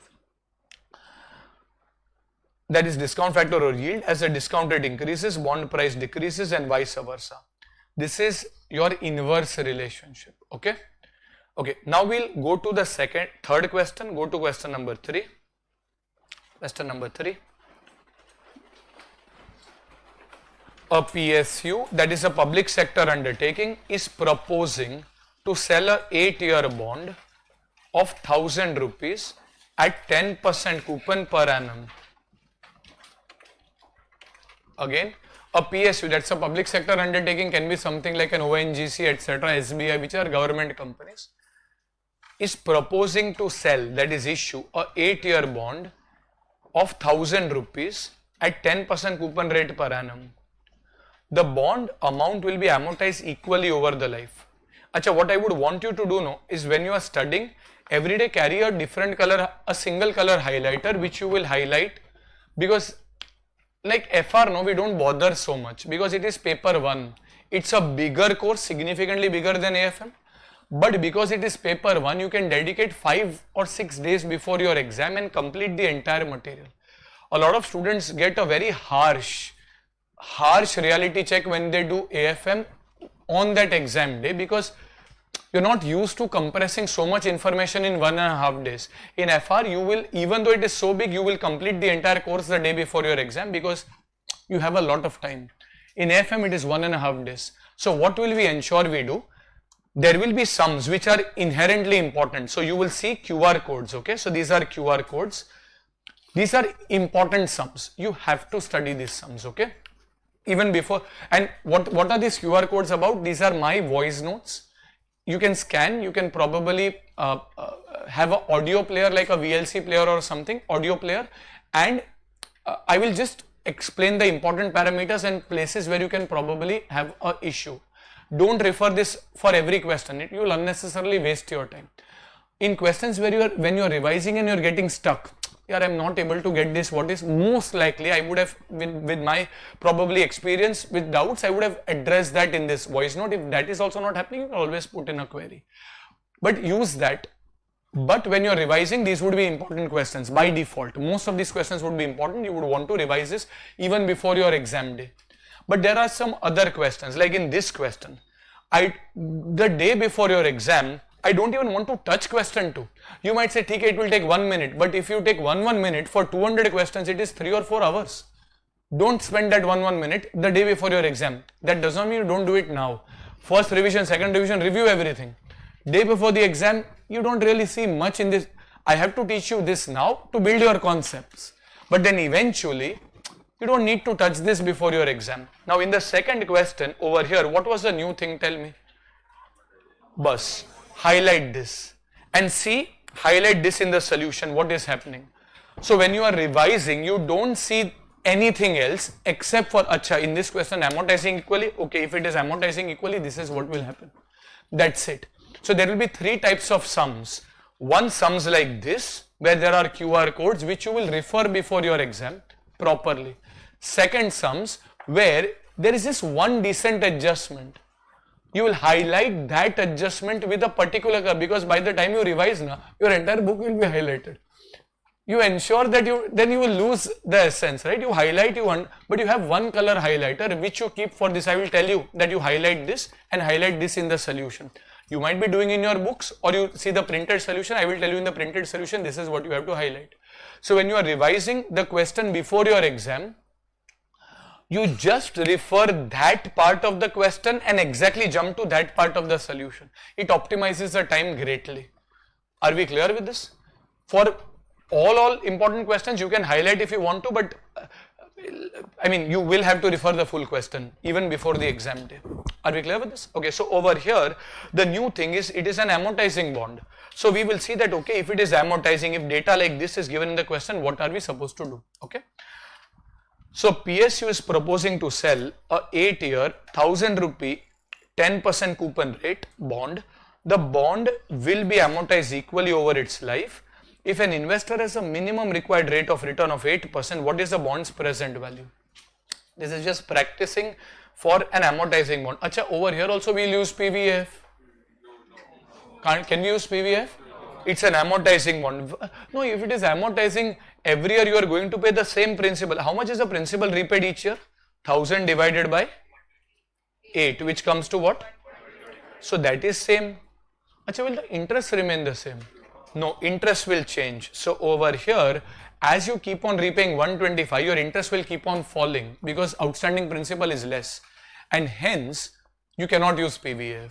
So over here, question number 3, you will have years 1, 2, 3, 4, 5, 6, 7, 8. There will be some coupons, there will be some principal payments, and then there will be total cash flows. So principal over here, a new principal column will come. In the earlier question, there was no principal column. So you will just put a highlighter next to the principal column and say, okay, if there is an amortizing bond, this is an additional thing I have to kind of do. That's it. Otherwise, then the process remains the same. Coupon. Acha, what is the coupon for the first year? Can I say 1000 into what is the rate? Sorry? What is the coupon? 10%. 1000 into 10%, that is equal to 100. Acha, now before I proceed, you guys tell me. It will take time at the beginning, but your final answer, should it, don't answer till I tell you, okay, let everyone think. Should your final answer be greater than 1000, less than 1000? No, hold on, let everyone think. Should your final answer be greater than 1000, less than 1000? Greater than 1000. Why? Because your coupon is 10, discount rate is 8. It does not take more time once you practice, but there is a habit that you have to develop. Every time you read a question, acha, coupon is 10, discounted is 8, my answer should be greater than 1000. If it is greater than 1000, generally my answer should be right, because I don't have time in the exam to check everything. If you actually get time, it's a cause of concern, because the paper is drafted in a way that you will finish right at dot, or if you don't finish, if you finish it early, it's actually a cause of concern in general. So over here, this is 100 rupees. In the next year, how much is my outstanding principal? How much is my outstanding principal? 875. 875 again into 10% comes to what? 87.5. Acha, is there a pattern that is happening in coupon? Can I say if the principal is falling by 125, 125 into 10%, that is equal to 12.5 will be my interest saving. And as a result, this is 75 next, 62.5, 50, 37.5, 25 and 12.5. Basically my principal is falling by 125 rupees. So my interest reduction will be 125 into 10%. Every year I will get 12.5 less. And hence this will be 225, 212.5, 200, 187.5, 175, 162.5, 150 and 137.5. Try to discount this on your own. Try to take the discount factors and find the present value on your own place.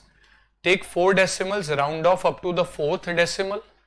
Then when you are writing the present values, it is okay. Remember, everything is going in the memory. So whether you round off, you don't round off, you just have to write it in the exam. So you write whatever you see on your calculator, but everything goes in your memory. But while taking discounting factors, 4 decimal, round off the 4th number.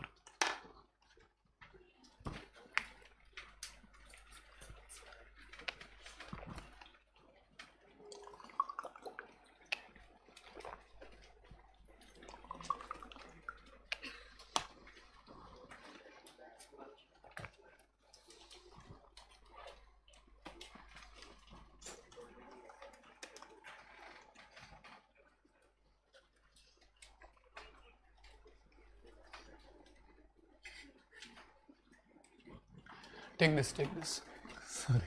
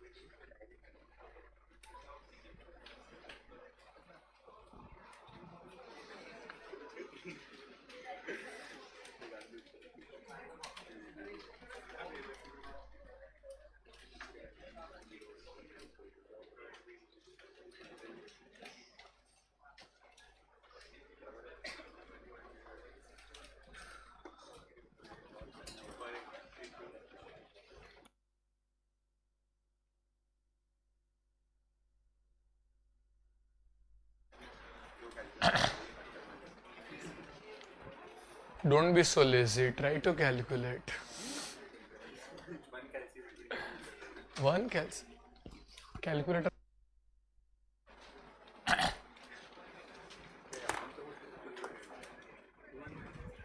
You come with your calculator. If calculator is not there, you also don't come. Okay.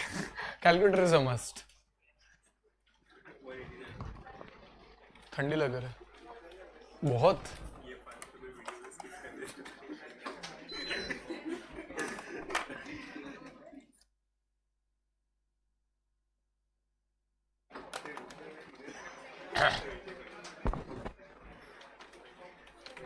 Okay. How much are we ultimately getting? 1070 point something, maybe some rounding of here or there should kind of work. Is your answer going in the right direction? Did you expect it to be greater than 1000? Is it greater than 1000? Yes, so it will kind of by and large go in the right direction. Are we clear with this? Yes, okay.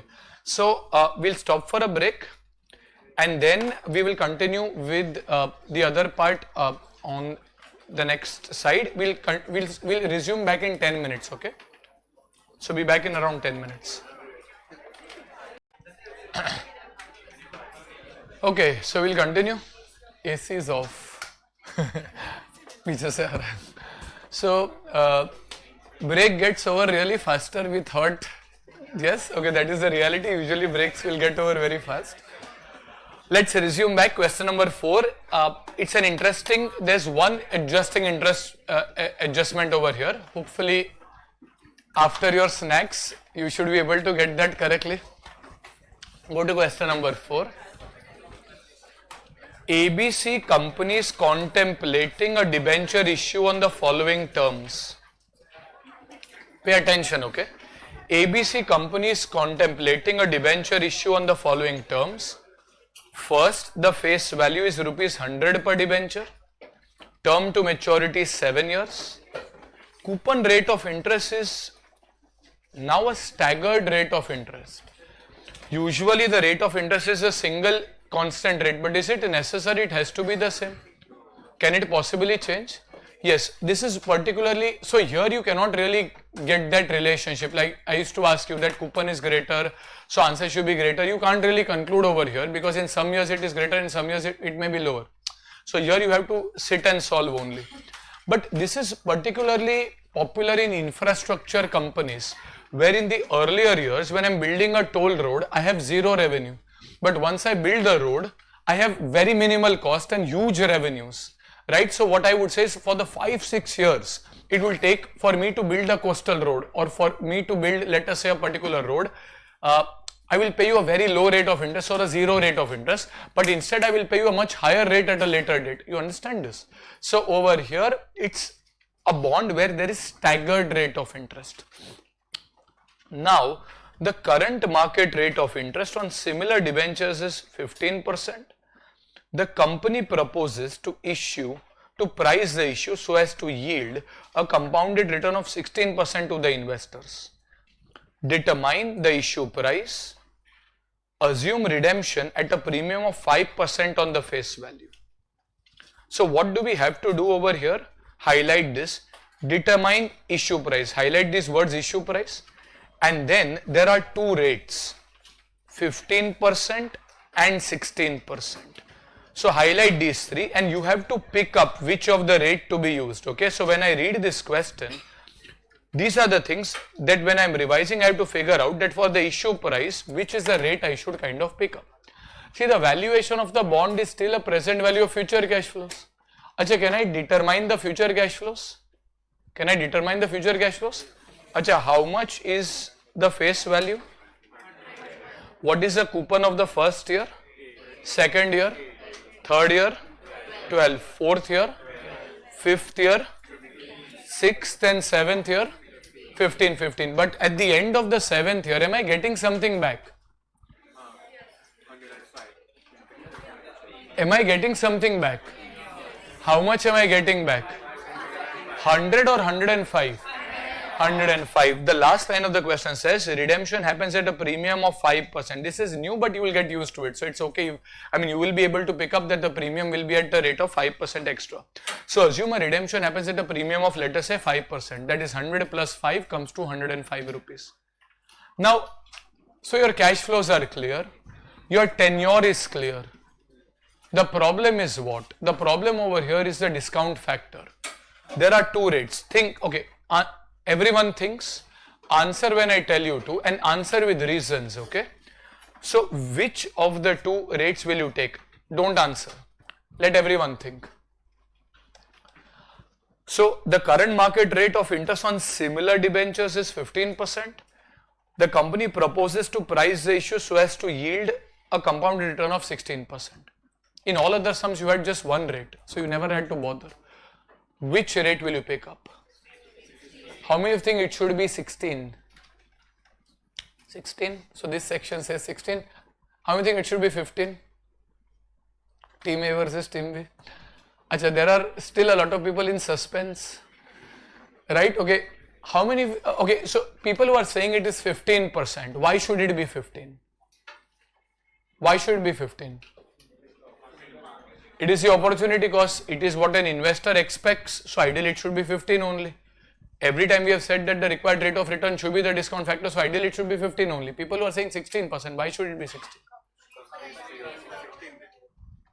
What is the question asking you? You have to answer in the context of that. 15 would have been correct had the question asked you how much is the maximum price an investor will be willing to pay. Are you understanding it?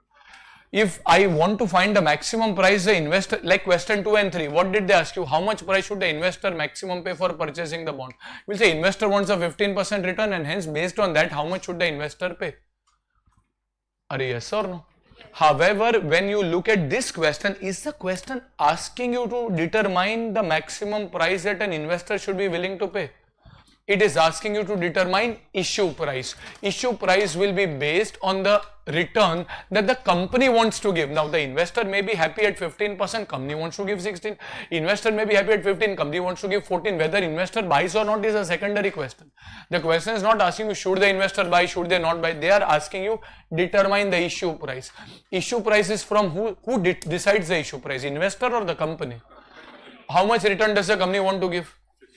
So, should the relevant rate be 16 or 15?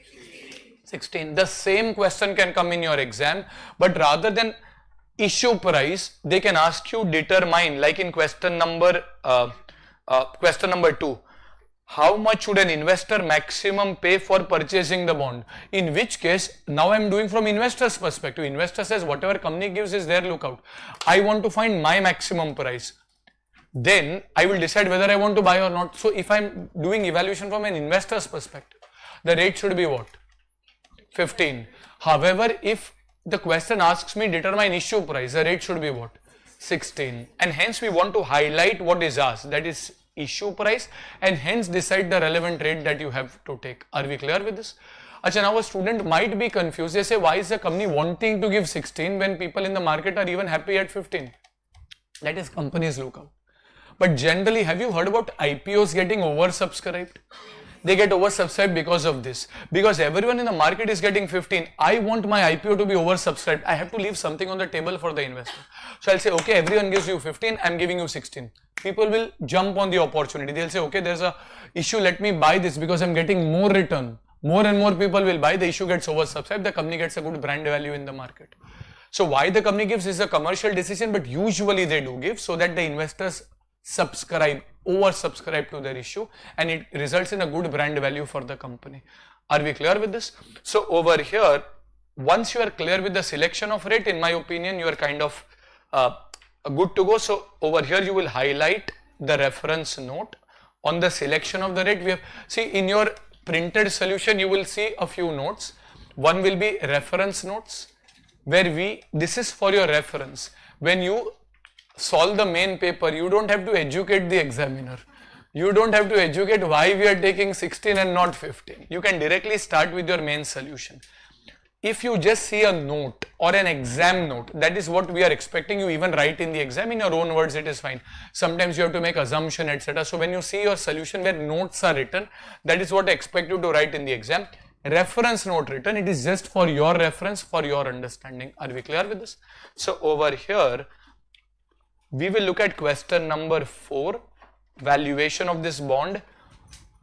This is from company's perspective and not investor's perspective, and hence the relevant rate should be the rate that the company wants to offer to its investors, irrespective of the rate that the investor is actually minimum requiring. So year 1, how many years are there? 7. Your cash inflow. Acha, is it anywhere given that this is an amortizing bond? No, so redemption is directly happening at the end. The rates are 8, 8, 12, 12, 15, 15, and in the last, how much will we take? 15 plus what? 105, that is 100 plus a 5 rupee premium, that is 105, and hence in the last year, this is 120. Redemption coming along with the premium. Discount factor, if you're kind of usually what I would prefer is you use your notebook more as a practice material. But when you sit to revise, you generally don't look at your notebook, you will look at the printed book where everything is there. So if you need to write some explanation, if you need to do something, usually use your printed book. Notebook will be more because you are practicing it. But while revising, you can't refer to different materials. No, you will refer the printed material where the solution is. If you think something has to be added, add it in the printed material so that you get enough kind of reference. And if you think that there is something that you want to refer from the notebook, then in the printed material just give a reference that refer notebook page number so and so, but mostly just keep everything at one place only. Okay, so this is discount factor. What is the rate? 16%, and hence we have 1 divided by 1.16, 0.8621, 0.7432, 0.6407, 0.5523, 0.4761, 0.4104,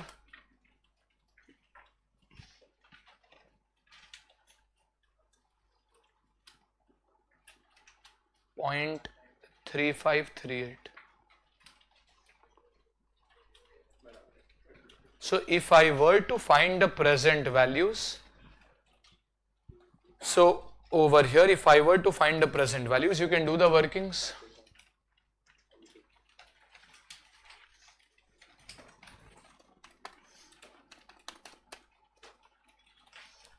$6.89, 5.95, 7.69,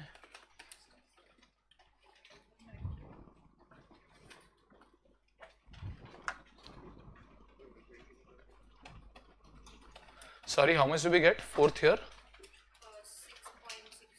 6.63,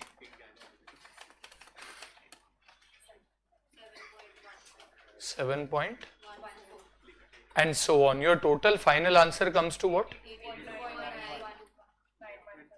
82.92 or 915, whatever it is. Usually rupee values will take it up to 2 decimals. Discount factors, exchange rates in foreign exchange up to 4 decimals. So this is around 82.92. What is this? This is your issue price. This is the price at which the company will price the issue so as to give the investor a return of how much? Investor will get how much? 16% return. Are we clear with this? Yes, everyone's clear? Now, when we look at, let us say the same question, if it was asked to do the working from an investor's perspective, then instead of 16 we would have taken? Acha, just for my knowledge, if I take discount factor at 15, is it lower than 16 or higher than 16? Lower. That means my final present value, whatever I find, will be higher than 82 or less than 82. I don't know how much it is. Let us say randomly it is 84 rupees.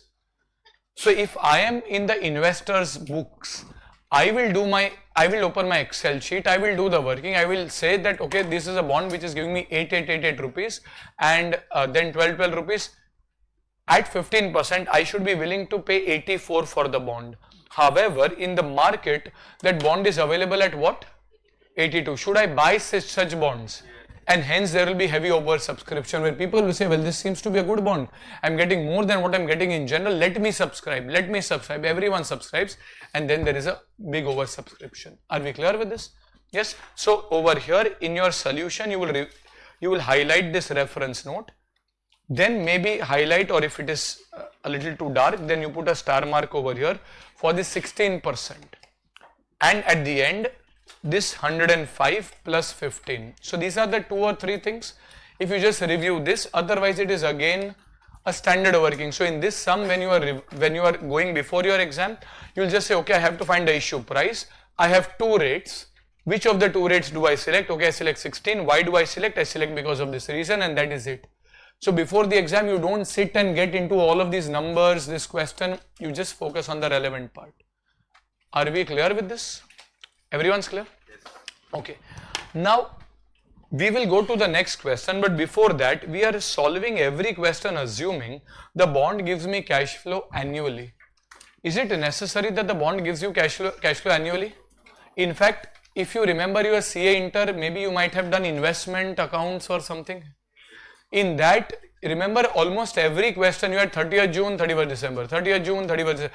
Bonds usually, in practice, give you interest semi-annually. But some bonds can even give you quarterly. Some bonds can even give you monthly. Some bonds can even give you annually. So there's no law. But the most popular interest payout is usually a semi-annual payout.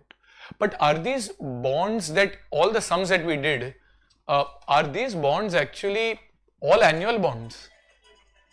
Yes, but if let us say the interest is semi-annual, if the interest let us say is half yearly, will my solution change? I go to the same question number 2 for my reference, all else remaining constant. A is willing to purchase a 5-year bond, 1000 par value, coupon rate of 9%. Here they had told you, let us say, payable semi-annually. Remember, 9% rate is unless given otherwise a per annum rate. Interest rates are always per annum. Like if you open a bank fixed deposit, you might take a 6-month deposit, you might take a 3-month deposit, you might take a deposit for 14 days. Have you ever tried opening the fixed deposit schedule? Not really. Okay. It's fine. Even in our articleship, we would never open. We would barely. So, when we were doing articleship, our stipend was around, we started at around 1,000. We ended at 3,000. Right? So, now you are slightly better placed, but again, inflation, yes, inflation is there, but we also had workload. So, over here, you usually don't see, but if you see, let's say if you open a fixed deposit schedule, you will see for every maturity, the rates are always percentage per annum rates. Are we clear with this? So this rate, even if the question says just 9%, we'll say it's 9% per annum. No, interest is paid semi-annually, which means for 6 months, it will be 1000 into 9% into what? 6 by 12, that is it. And the required rate is 10% again per annum. How much should A pay? Can I say my working will still remain the same? How does it matter?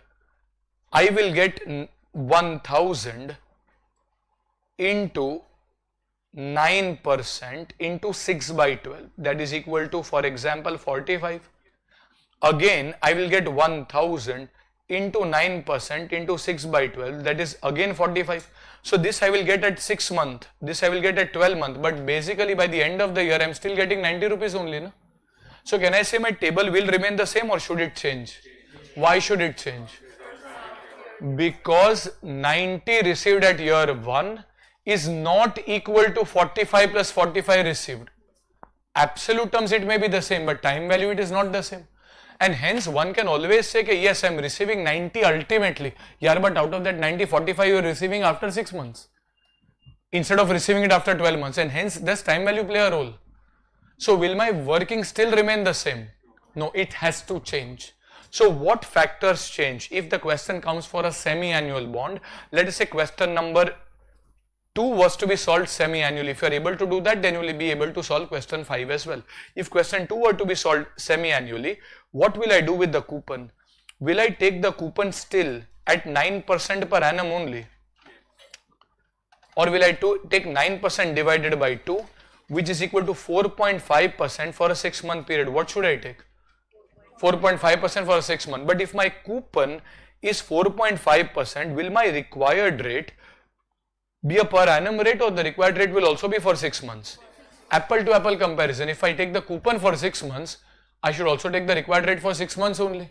So what should I do? 10% divided by 2, which means approximately, can I say, I require 5% for 6 months. Well, by the way, I am getting 4.5% in every 6 months, but I actually require 5%. Okay. Other important feature in a bond, so coupon we have adjusted, required rate of return we have adjusted. Another feature is a maturity. Now we are dividing everything by 2. So the maturity is 5 years. This also we divide by 2, that is 2.5 years. Why no? Because maturity is 5 years. But can I say 5 years are equal to 5 into 2, that is 10 half years. We are saying here coupon, we are not going to receive 5 coupons. How many coupons are we going to receive? 10 coupons. So basically our relevant period to study is no longer an annual period. Our relevant period to study is a half yearly period. So how many half years are there? Acha, 5 into 2. Are we clear with this? And hence over here we will ensure that the maturity will be 5 into 2, that is 10 half years. So basically what are we supposed to do? Acha, this is a half yearly question. What if this was a quarterly question? Will our solution still remain the same? Well, coupon and discount rate we will divide by 4. But then the tenure we will multiply by, that is 5 years equal to 5 into 4, that is 20 quarters. 5 into 4, that is equal to 20 quarters. On the other hand, the required rate will be 10% divided by 4, that is 2.5% every quarter. Is everyone clear? So if I were to do this working for question number 2, in question number 2, can we use PVAF? What's the cash flow equal? Yes. So a bond, A is willing to purchase a bond of 1000 value having a coupon rate of 9%, payable semi-annually, required rate of return is 10%. How much should A pay to purchase a bond? So we will say, well, A over here would pay, let us say, 45 rupees into the PVAF. You understood how we got 45? 6 monthly payment, 1000 into 4.5% or 9% into 6 by 12. What will be the discount factor we take? 10% or 5%? But 5% for how many intervals? 10 intervals. Plus, I am still going to get back 1000 into the present value factor at the rate of what? 5% for the 10th interval. The working has to flow consistently between coupon as well as principal payment. So over here, this is 1 divided by 1.05. 1.05, 1, 2, 3, 4, 5, 6, 7, 8, 9, 10. So how much do we get? 0.6. I missed it. 1.05, 1, 2, 3, 4, 5, 6, 7, 8, 9, 10. Is it 6139? And total over here will be 7.7217. So if I multiply this 45 into 7.7217 m plus 347.48 and 613.9 comes to what? 961.39. Are we clear with this? So this will be your overall valuation had you supposed to do the working on a question 2. Now keeping that background in mind, I want you to try question number 5. It is an important question. Half yearly question adjustment is something which is important, so you should even revise this before your exam. Question number 5, try this on your own please. A 6-year bond of 1000 rupees has an annual rate of interest of 14%. The interest is paid half yearly. Highlight the words half yearly. The interest is paid half yearly. If the required rate of return is 16%, what is the value of the bond? Is the question asking you to find any issue price or anything? It's a simple valuation of bond. Try to do this on your own. Try to make the necessary adjustments and you can use PVAF if required and try to arrive at the value. Pause and try. Before that, you expect your answer to go in which direction? Greater than 1000, less than 1000? Why less than 1000? Because the coupon is 14, required rate is 16. Now whether you divide or you don't divide, at the end of the day coupon is always going to be lesser than required rate of return. And hence this is a bond which is a discount bond. Your answer should be less than 1000 ideally. Yep.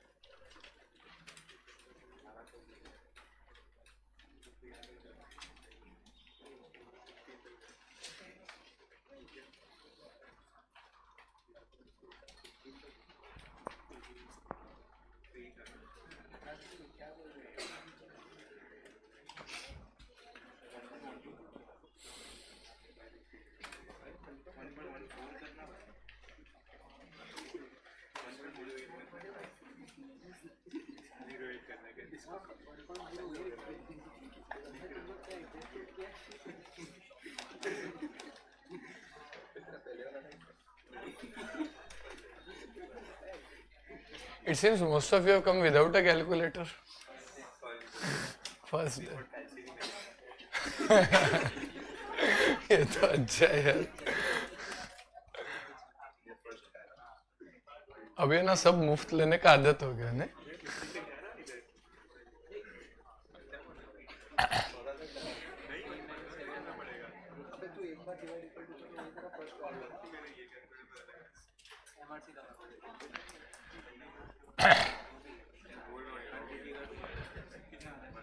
Okay, let us see if we can principally get it right. If you don't have a calculator, it is principally. If you can just write down in principle, if that is right, hopefully you will be able to calculate it as well. So let us review this. Can I directly start my working on an annual basis? No, I will have to do some workings where coupons will be adjusted. 14% per annum will equal to how much? 14% divided by or multiplied by? Divided by 2, that is 7% for a 6 monthly interval. Then the required rate of return, required rate would be 16%. Again this is per annum, but that will become 8% for a 6 monthly interval. And lastly, you will look at the term. The term over here is 6 years. But remember, if you take the coupon as 7% for 6 months, then there will be 6 into 2, that is 12 half years over which you are going to receive this. So 6 into 2, that is equal to 12. Are we clear with this? So if I want to do the valuation, the value of a bond today will be the present value of future cash flows. In principle, 1000 rupees into what? 7% comes to what? 70. Into PVAF at what rate? 8%. For how many intervals? 12 intervals plus 1000 into present value factor at the rate of what? 8%. For which interval? 12th interval. It has to flow consistently between the two. And as a result, if I do this working, ultimately you can find the annuity factors. Your final answer comes to what? 924.63. We expected the answer to be less than 1000. Is it actually less than 1000? Yes. Is everyone clear with this? So we would want to practice one sum when we are solving even before the exams on valuation. So out of these 4-5 questions, one sum you actually practice even before the exam day, and that you practice with a half yearly adjustment. That should be sufficient rather than practicing every other sum. But while you are revising for the first and the second time, ensure that you practice everything, and then you shortlist, narrow down the funnel only the day before your exam. Are we clear with this? Okay, so that takes care of question number 5. Can we proceed further? Okay, now let us say we jump on to the next section for bond. This is basic bond evaluation. Next you go to, like in capital budgeting, first we try to figure out whether the project is viable or not. We try to do NPV, PVCI, etc. But then someone can come and ask me, okay, the project should be taken well, great, you should take the project, yes, but how much is the return the project is giving me? Did NPV give me that return? NPV just told me whether the project should be accepted or not, but sometimes do I actually want to know how much return the project gives me? Yes or no? So were there methods to find the rate of return? Yes, in a similar way, someone can come and ask me that, okay, what is the value of the bond? I do some math, find the value of the bond. But someone else can come and ask me that, well, you know what, how much is the return the bond gives me? So I need to find a rate of return. I need to find a rate of return. Now, how will I calculate that rate of return? Well, what should be the easiest way? There are 3 methods, the third one being the most important. There are 3 ways in which you can find the rate of return. Now, let us say I go back to my, please keep your phones on silent. Let's say I go back to my first original question, this case that I had taken. If I were to ask you for this bond, forget everything in valuation or everything. Let us say what you were given for this bond is, let's say if I just write this again over here, this is a bond with a face value of 100. Let us say the coupon rate over here is what, 7%, the term over here is 4 years, and let us say you were given the market price. Earlier we were calculating the market price, right? Now let us say market price is given to us, let's say 90.49. The market price is given to us, and they tell you that if you were to invest in this bond, what is the return you will get? What is the simplest way to find rate of return, percentage rate of return? Income in the numerator, investment in the denominator, return on investment. How much am I investing? 90 or 100 rupees? 90. So over here, my return on investment should be, I'm investing 90.49. In return, what are we getting each year? 7% of 100, that is 7. So can I say 7 divided by 90.49, that is 7.74%. 7.74% per annum is also a simplified, a crude way, but a simplified way to calculate a return. Yes, this is called as current yield. If the question asks you to calculate current yield, it is simply calculated as interest divided by the market price. Can you point out some shortcomings in this definition? What is it not considering? Sorry, time value it is not considering one, something else. It is not considering the capital appreciation. You are investing actually 90, but after 4 years are you getting 90 back? No, you are getting 100 back. So is your return only 7 rupees? No, it's more than 7. And again, 7 in the first year is not the same as 7 in the fourth year. So it is a much more crude way. But if there are certain questions where there is no data, they don't give you redemption value, they don't give you the tenure, you'll say, what will I do? Well, then if the term is not given, if the redemption value is not given, then this is the only way possible. Are we getting this? This is called as current yield. What is the formula for current yield? Interest upon price. Acha, in your CA Inter cost of equity, etc., remember you were studying dividend yield. What is the formula? Same formula, dividend divided by market price. Earnings yield, earning divided by market price. So the formula is very basic. It just says interest divided by market price, but as rightly pointed out by you, there are some shortcomings on this. Not a very popular method. Method number 1, but it sometimes does come in the exam because it is very simplified. Second method is something called as realized yield. Oh, this is a very weird method according to me. Realized yield. In realized yield, they say no. There is a drawback over here. You are not considering capital appreciation. You should consider capital appreciation. So what they do is they go to the formula of compound interest. What was the compound interest formula? A is equal to P into 1 plus R raised to N. Acha, how many years is the bond? 4 years. What is the amount that you have to initially invest? 90.49. Acha, R is the realized yield, rate of return. R is the realized yield, the rate of return. But for that, you need to find the amount. And they say amount after 4 years should be what? Well, let us look at this bond. Year 1, 2, 3, 4. How much is the cash inflow that the bond gives me? 7, 7, 7, and at the end, 107. So totally this comes up to what? 128. So they are saying that if I were to invest 90.49 today, you understood? After 4 years, that 90.49 would become what? 128 into 1 plus R. This is after how many years? So raised to what? 4. So I say that if I invest 90.49 today, that 90.49 is going to become ultimately 128 after 4 years. 7 in year 1, 7 in year 2, 7 in year 3, and then 107 in year 4, and hence it is going to become 128. Are yes or no? Therefore, if I were to do some workings, I will say 128 divided by 90.49 equals to 1 plus R raised to 4. That is 128 divided by 90.49 comes to 1.4145 equals 1 plus R raised to 4. Therefore, I can try to take the fourth root. 1.4145 will equal 1 plus R. Acha, is fourth root possible on your calculator? Acha, if this can also be fifth root, sixth root, third root, is that possible on your calculator? Not directly. You might have to do some methods using log or anti-log. There are some shortcuts on your calculator. You divide it by 12, multiply by 12, do some adjustment. You can do that. But currently, I'm not going to that tangent. First, let us understand a simplified version and then we'll see what is to be done if it's a complicated one. So over here, you see 1.4145. If I have to take the fourth root, I will put a square root. That will give me the second root. I'll put another square root. That will give me what? Fourth root. Students, what they do? 1, 2, 3, 4. Hard, 4 times. Everything divided by.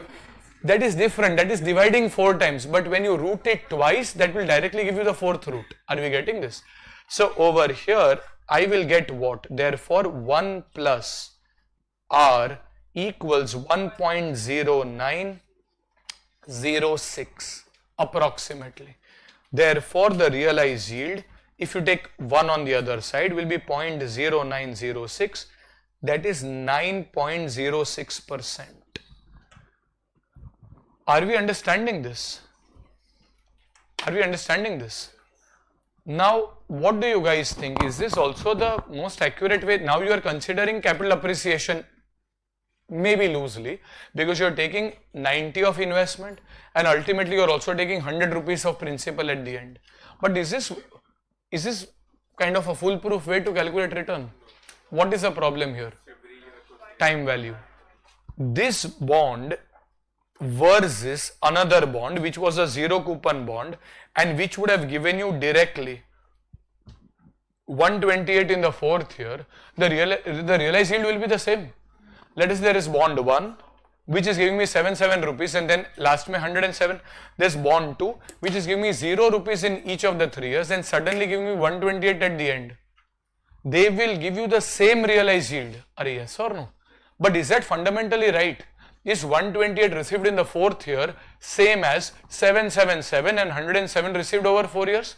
No. And hence this method does not accurately consider time value. It does consider time value but not very accurately. It assumes that everything is received in the fourth year only, which is fundamentally flawed. Especially for long-term bonds. There are some government bonds which go into 20, 30, 40 years. This is a fundamentally flawed method to that extent. Are we getting this? Sir, then why are we studying this? What if it comes in the exam? The institute has asked you current yield, rarely realized yield. But if it asks you, you should be aware. But this is not a popular method. So what is the most popular method? The first and the second method is okay. The third method, if you go to actually any kind of bond study, this is the rate you will always see. It is called as YTM, yield to maturity. What does this mean? This method sits on two premises. First, what if you were to buy the bond today? Achha, if I were to buy the bond today, will I have to spend something? Will that be a cash outflow or a cash inflow? PVCO. What will be the present value of my cash outflow? 90.49. But it is a 4-year bond. Is it necessary that I have to hold the bond for 4 years? No. Can I sell it before? Yes. But if I decide to sell it after 2 years, 3 years, do I know today at what price can I sell? I buy a 4, listen to this properly. This is a very important thing. It will come in the exam. So when I look at yield to maturity, why do they say yield to maturity? Yeah, because it's a 4-year bond. If I want to, I can sell the bond after 2 years also. But after 2 years, what is the price I will get? No one can tell you. After 3 years, what is the price I will get? No one can tell you. But after 4 years, can you say with conviction that you will get 100 rupees of redemption value back? And hence the cash flow is certain. You could have also said yield to 2 years, yield to 3 years, yield to 1 year. But after 1 year, how much are you going to get? No one knows that. But after 4 years, you are clearly going to get 100 rupees only. There is no ambiguity in that. It is written in the contract. Let the market price be anything in year 1 to 3. At year 4 on redemption, you are going to get back what is promised. So we say no. If I try to find a yield assuming a 1 or a 2 year holding, then there is a question mark at what price will I sell? I don't know. So let us assume that you buy the bond today. And what if you were to hold the bond till maturity?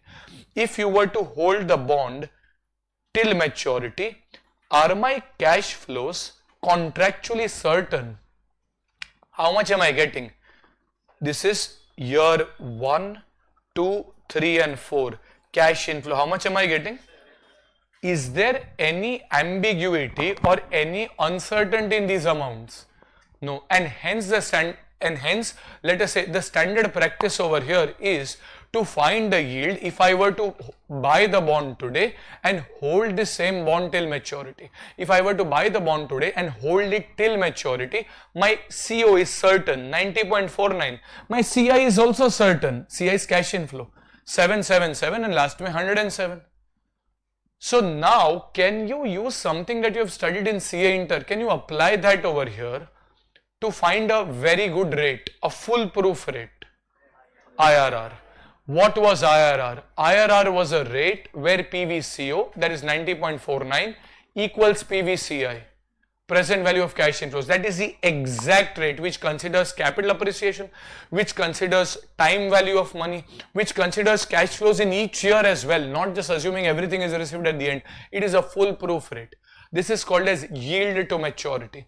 In the market, this is the strongest form of yield. Anywhere you go in the bond market, people will be talking about YTM only. When they say the bond yields, it could mean current yield, it could mean realized yield, it could mean yield to maturity. But when the sentence in the question tells you that the bond yields X%, it is always yield to maturity. Never current yield, never realized yield. It is always yield to maturity. Are we clear with this? Unless the question specifically tells you current yield, unless the question specifically tells you realized yield, it is not, it is always treated as yield to maturity. Are we clear with this? Why? Because it is, no, YTM is basically a sophisticated terminology just to mean IRR. Like, let us assume this was not a bond. Let us assume this was a capital budgeting project in which you have to invest 90 rupees and this project will give you 7 rupees over 4 years and then a salvage value at the end of the 4th year. The rate that you would have found was IRR only, right? Just that IRR is called as yield to maturity in the context of the bond, but it is pure IRR. Are we clear with this? Now, how do I do IRR? I will try to find PVCO. What was the method? 90.49. For IRR, what do I compare this with? PVCI. But which method did you use to find this? There was a method called as trial and error method. So you say, yeah, we don't know, we will just start randomly and try to arrive at a rate which is almost equal. And if it is not equal, you will not be fortunate enough to get an exact rate. If it is not equal, you use a process called as interpolation, if you are aware. Interpolation again is a sophisticated name for cross multiplication. What you are actually doing is cross multiplying only, but nevertheless you call it as interpolation. Looks fancy. So over here, what we do over here is PVCI. We start with a random number. Let us say we start at 10%. How do we start at 10%? Well, I know the answer. So we are starting at 10, but otherwise there can be some shortcuts you can use on your calculators to arrive at a starting point. Otherwise it is random only. What can be a possible shortcut? You can just, remember, this is not necessary. You can start at a random number. But yeah, you have limited time in the exam. So what you do is like current yield. In current yield, what did you take? You take the interest at 7 rupees. But what was the drawback of current yield? Did it consider capital appreciation? Should you consider capital appreciation? Yes. So we say, okay, let us say 100 minus, you don't have to show this to the examiner. 100 minus 90.49. Acha, is interest coming each year? Is interest coming each year? Is the capital appreciation coming each year? Is it coming once in the lifetime? So, if I want to make it per annum, what will I do? Divide by 4. This is not accurate. This is just for your starting point. So, I will say, okay, 7 plus 100 minus 90.49 divided by 4. Can I say this is approximately 2.38 per annum? Divided by, you can either take the initial investment or you can take the average investment. So over here, remember in CA Inter FM, in accounting ratios, sometimes when in the numerator you have income, in the denominator you have a balance sheet item, you used to take average capital employed. So here also numerator has income, denominator has investment, which is on date. So you take the average. You say, okay, at the start this was 90. At the end this will become 100 divided by 2. If you are not comfortable, you even take opening, it is fine, but this will give you a slightly more accurate answer. So this will give you 90.49 plus 100 divided by 2, approximately 95.25. So this is 7 plus 2.38 upon 95.25. What is the answer you are getting? 9.84 approximately. So this This is not the accurate IRR. You have, but this is kissing distance of 10%. It will come to very closely what your final IRR is going to be. So over here, if you have a question, you don't have to reproduce and show all of this to the examiner. On your calculator, it will take less than 20 seconds to come at this answer. It will take less than 20 seconds to reach here, but the moment you see that, you say, okay, my starting point is 10%. Otherwise, you will be in a loop. You will start at 7, 9, 9 ho raha hai. You will go to 8, then 9. You will waste a lot of time in that looping. So this is a shortcut. In case you want to avoid the looping, you take interest per annum plus capital gains per annum divided by average investment. What am I doing? Interest per annum. How much is that? 7. Plus capital gains. But capital gains is not per annum. It is once in lifetime. Okay, make it per annum divided by 4. No, that is not accurate. Okay, but we are trying to find a starting point. So let us say divided per annum. So you say average overall income. Average overall income is around 9.38 divided by average investment is around 95. You will arrive at a particular number which will be generally very, very close to the final IRR. Are we clear with this? In the exam, should we use this method? Preferably no. However, if you are running out of time, then remember, institute gives you stepwise marking, but students don't understand stepwise marking properly. They think stepwise is for numbers. Every step carries marks. It is not that every time you do IRR looping at 1 at 10%, 1 at 7%, 1 at 2%, they are not going to give marks. You need to come at a number for them to give you a mark. And hence, if you think that you are running out of time and then at the end you are super efficient, right? Last half an hour, to bhaiya, you write really fast. So if you think that you can write and complete something else rather than doing the looping, do this. Maybe a mark or so may be deducted, but you will get marks for this because it is an approximate YTM, not an accurate one. But at least some marks will be given. If you are doing all of this looping, by the time you reach final IRR, paper is snatched away from you, you will get 0 marks. Because you have not reached an answer for them to give you a stepwise mark. Merely doing looping will not give you any marks. So generally, this is a technique we keep in mind to get a starting point. If you are doing trial and error, don't again write this in the exam and waste your time. Just use it for the purpose of starting point.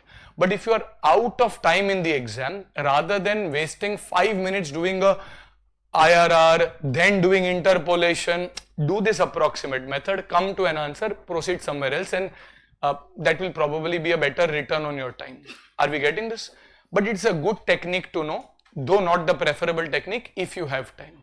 Currently, do we have time? Yes, so we will do by trial and error only.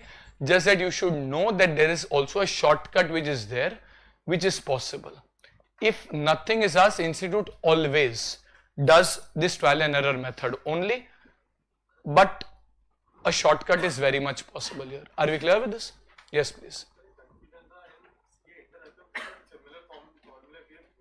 Similar formula you have used. But that is not to be used now. Because that is not IRR, it ignores time value. It is a formula which is there, but it is an approximate formula. It is not an accurate one. So if given a choice, we will now do. So CA foundation was basic knowledge, CA inter working knowledge, CA final expert knowledge. That is what institute actually says, that you need, CA inter your working knowledge, it is okay. There is working knowledge, right? Okay. So over here, we will go to at 10%. At 10%, this is 7 rupees into PVAF at the rate of 10% for a period of 4 years plus 100 rupees into present value factor at the rate of 10% for the 4th year. Let us say if we were to do this working, you will ultimately land up to 90.49 because we know the answer. And hence there is no interpolation required. But we will do interpolation in sums going forward. So what I am trying to say is basically your IRR is a rate at which PVCO equals PVCI, which is, let us say, 10% in this particular case. So what does this 10% indicate? It indicates that if I were to buy the bond today, pay 90.49, hold the bond till maturity, I am certain to get an average return of 10% per annum. So the bond yields me 10% if I buy it today and hold it till maturity, considering time value, considering capital appreciation, considering everything. That is my true return that the bond gives me. Are we clear with this? The most superior method among all the three will the yield to maturity method. So when we look at this and we'll practice a few problems on this, the measures of yield on page number 3. Any problems here? Good to go? Okay, measures of yield. First you have something called as current yield, page number 3. Current yield is the annual interest upon the market price. This is an approximate measure of yield since it does not consider the capital gains or time value and is not commonly used. Next you go to the more refined measures. Realized yield. If you remember in your CA Inter FM also you did a similar thing for KE. You first went to dividend yield, earnings yield, Gordon formula, and then the best measure being CAPM in general. We will come to that again. But again there are various ways. In a similar way here there are various ways. Current yield, drawback hai, chalo, realized yield. Further drawback, okay, yield to maturity. So if nothing is given, we take the yield to maturity. This represents a return by comparing the total cash inflows. Total means 7 plus 7 plus 7 plus 107.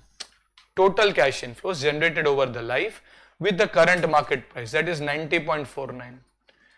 That is using the compound interest formula. So over here we say 128 over the life compared with 90.49 today. What is the average return? Over here, usually if it is raised to 2, raised to 4, raised to 9, you can use that on your calculators. Otherwise, you will have to use some other method like logarithm or a shortcut, which we will do later. Already we have done enough complexities. So right now, we will keep that aside, that complex mathematical working.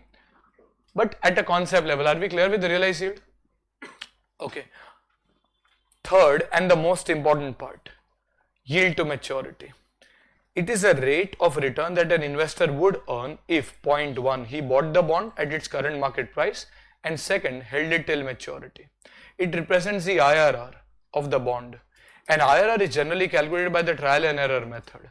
This being a lengthy calculation can be approximated by using the following formula, which is interest in our example 7 plus redemption value, that is 100, minus the market price, that is 90.49, divided by 4, divided by the average investment 100 plus 90.49 divided by 2. This will give you the average answer. In the exam, it is advisable to use trial and error while calculating YTM. The above working will help in getting a starting point for trial and error and can be done in rough as well. Are we clear with this? Yes, we want to practice this. Okay, let us review the questions. Go to question number 9. It's a very important question. This kind of sums up almost everything that we have done in class today. If you get this question correct, you are kind of good to go, at least for today's session. Question number 9, mark this as very important, something that you will definitely revise before your exams.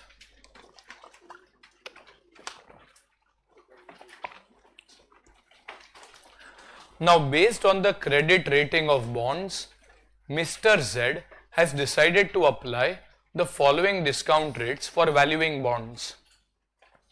Credit rating is AAA, discount rate is 364-day T-bill rate plus a 3% spread. AA, then a AAA rate plus a 2% spread. And what is this spread meaning? What is the meaning of the word spread?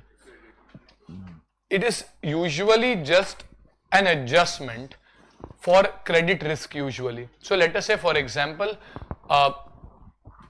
if, with all due respect, okay, if let us say your CA firm's partner goes to take a loan versus you go to take a loan, will the bank charge same rate of interest?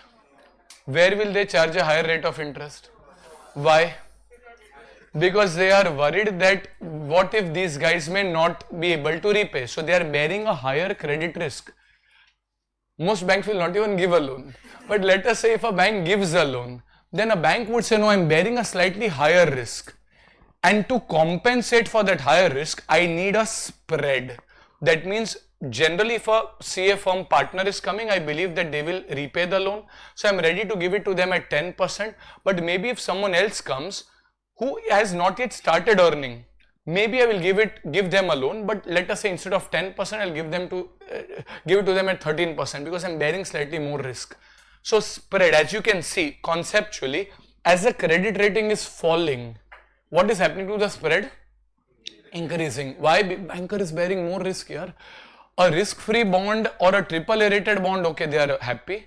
But then as the credit rating falls from AAA to AA to single A to triple B to B, banker sees that there is more and more risk. Given a choice, if I have to earn the same rate of return, I will give it to an Ambani only. I will get my money back. But if I have to give it to someone else who is having a slightly lower credit rating, I will charge a higher rate of interest. Spread is a compensation conceptually that a banker wants for bearing credit risk. Are yes or no? So if an Ambani and a Malia goes together, will they both get loans at the same rate? No. Ambani will get at a much more cheaper rate. Malia, if he gets a loan, will be at a very high rate because there is a possibility of default. Are we getting this? So that means the spread will be more. That is what they call as a spread. He is considering to invest in a AA rated bond. Okay, so I am investing in a AA rated bond. Now I have 2-3 rates given. For me, the relevant rate will be the rate of a similar. Okay, if I am planning to invest in a AA rated bond, my opportunity cost, my required rate of return will be of a similar AA rated bond. Let the AAA rated bond be giving a rate. Let a single A. I will say I am investing in a AA rated bond comparable to that. A similar AA rated bond is giving how much in the market? Achha, you have to give me that only. Are you understanding opportunity cost concept? Okay. With 1,000 rupee face value and is currently selling at 1025.86. What is this? Market price. It is a price quoted in the market. The bond has 5 years to maturity and the coupon rate on the bond is 15% per annum payable annually. The next interest payment is due 1 year from today and the bond is redeemable at par. So what is the term of the bond? 5 years. What is the coupon rate? 15% and the bond is redeemable at a par. So which means 1000 bond will give back 1000 only. Assume the 364 day T-bill. Achha, what is T-bill just for our knowledge? Treasury bill. This is a bill issued by the government of India.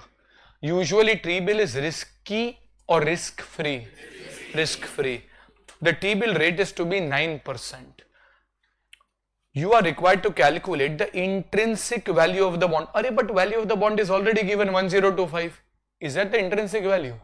That is the market price. How do you calculate the inherent value, internal value, intrinsic value? Well, based on bonds, cash flows. So I will sit and calculate the value of the bond and then if required compare it with the market price. For Mr. Z, should he invest in this bond? Well, it depends. I will look at the intrinsic value, compare it with 1025 and decide whether it is worth investing or not. And lastly, find the current yield and yield to maturity of the bond. So can we say everything that we have discussed today? Bond evaluation, return calculation, everything gets tested over here. Achha. So let us solve question number 9. First of all, we need to find the discount rate. What do you think should be the discount rate? Calculate on your own, answer when I tell you to. Read the question, figure out the discount rate, answer when I tell you to.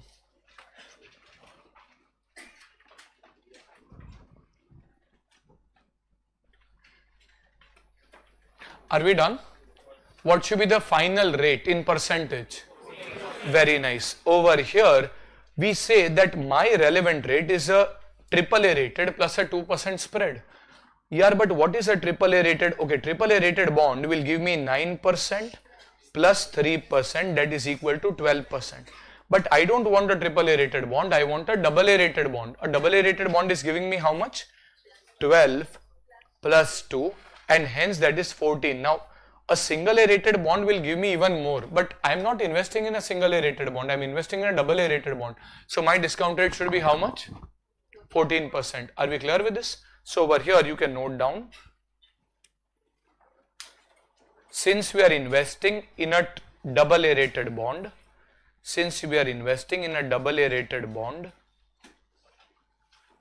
comma, the required rate would be AAA plus 2%, that is 9% plus 3%, this is for a AAA rated, plus 2%, that is 14%. Are we clear with this? Now you will compare intuitively the coupon rate, which is 15%, with your required rate, that is 14%. Tell me, your intrinsic value should be higher than 1000, less than 1000? Very nice. It will come naturally to you once you practice. The coupon is 15, the required rate is 14. This bond is giving me more than what I require. If it gives me more than what I require, my answer should be greater than 1000. I will be willing to pay a premium. Are you yes or no? So over here, you want to find the intrinsic value. This was 0.1, let's say 0.2. Intrinsic value. Intrinsic value is the present value of future cash flows. Now we have done a few problems. Over here, do I need to prepare a table or I can directly do PVF? PVF. Acha, what is the future cash flows? 1000 rupees is the face value into 15%. Can I say 150 is the coupon? 150 into PVAF at what rate?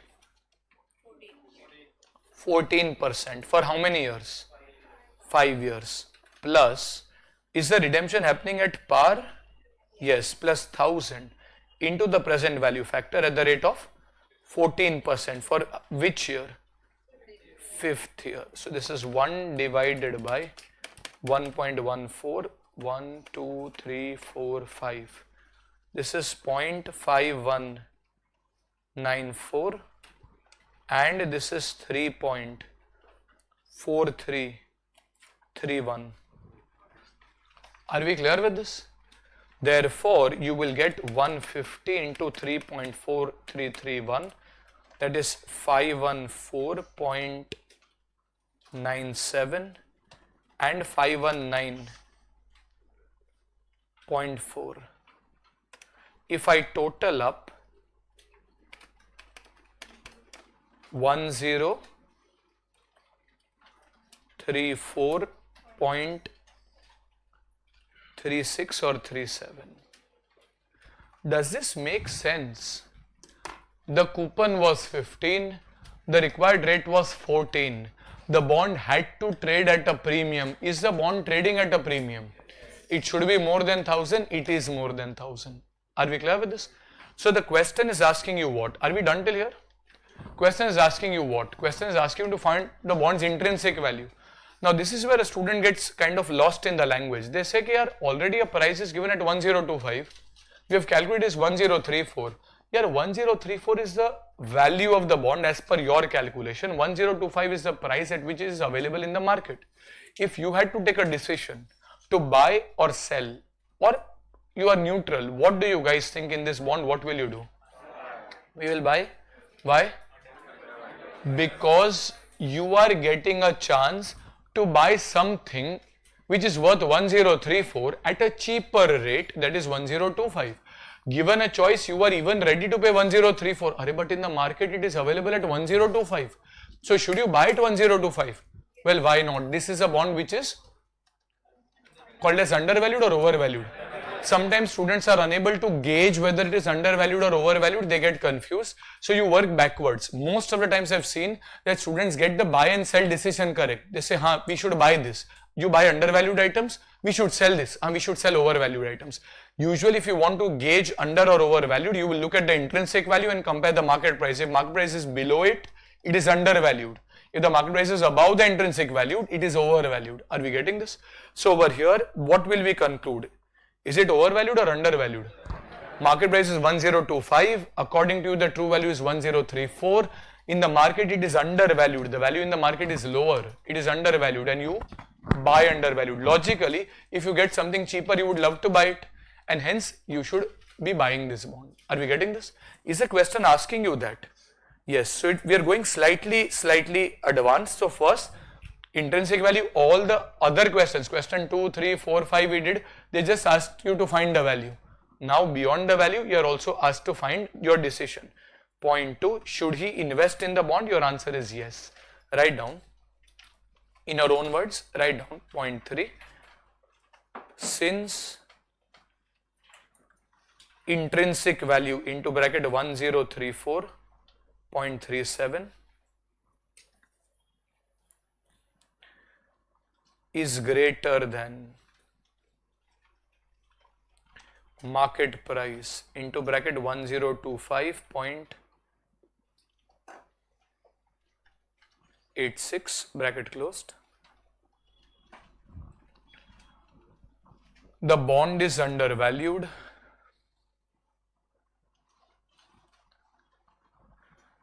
and is worth buying. And is worth buying. Are we clear with this? Okay. Next, the question is asking you to calculate something called as current yield. That should be easy. How do you calculate current yield? Interest upon what? Now here you are going to be stuck. There are two numbers, 1025, 1034. Sorry? Not 1034? Why no? Because your yield is return on investment. If you invest, are you going to invest 1034 or 1025? 1025. Yeah, sir, but 1034 is there. If that 1025 data was not available, we would have assumed that in the market the rate is 1034 and hence you buy at 1034. But if the question categorically tells you that the market price is 1025, if you decide this bond, your cash outflow will not be 1034, it will be 1025. Yield is return on investment. You will invest 1025. Are we clear with this? So over here, interest upon market price. Other sums, this problem usually does not come because we always assume that the market is fairly priced. So if it is 1034 intrinsic value, market price will also be 1034. But if the question categorically tells you that the market price is something different, your return calculations is always going to be based on market price because you are going to invest that. Are you clear with this? So this is interest. Interest is 150 divided by market price. This is 1025.86.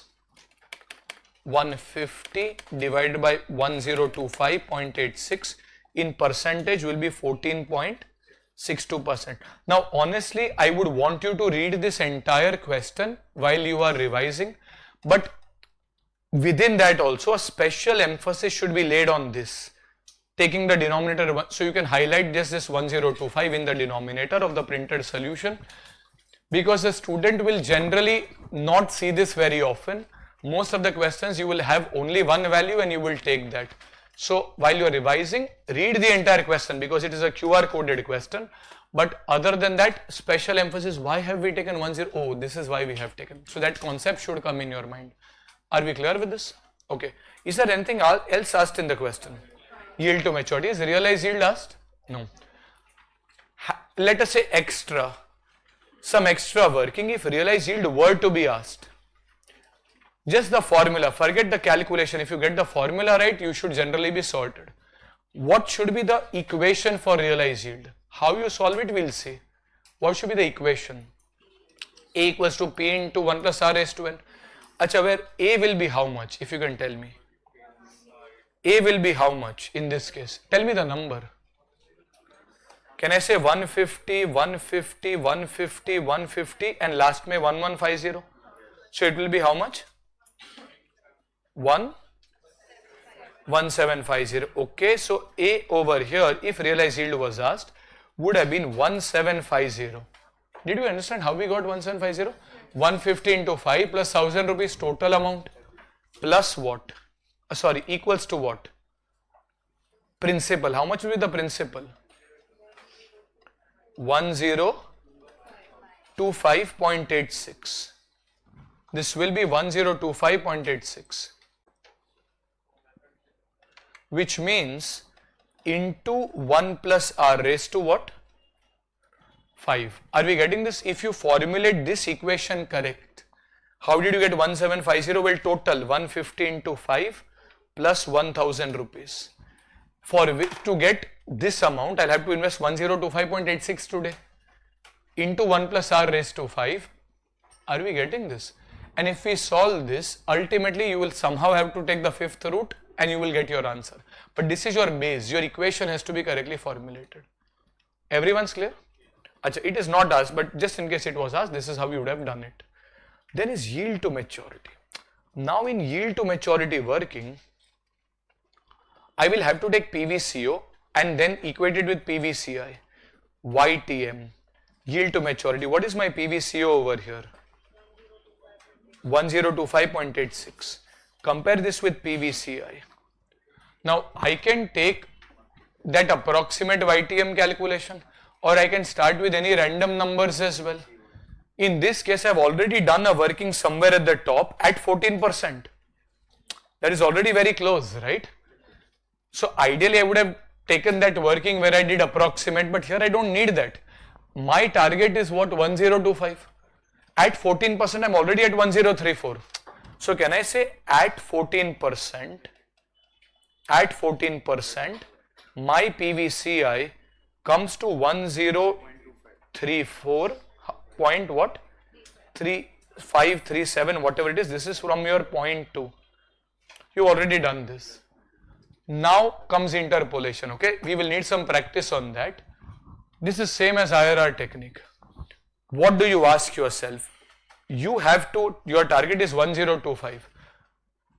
You have currently reached 1034, which means interpolation is you have to find a number between the two.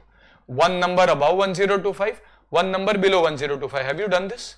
Do you already have a number above 1025? So I need to reduce the present value, or do I need to increase the present value? Reduce. My target is to get a number below. So I need to reduce the present value. Yeah, but is the discount factor and value directly related or inversely related? Which means I will increase or decrease?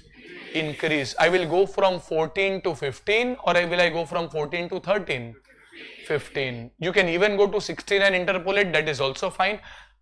But as a student, you have to be able to think through that. Okay, interpolation means I need to reach 1025. I already have a number above 1025.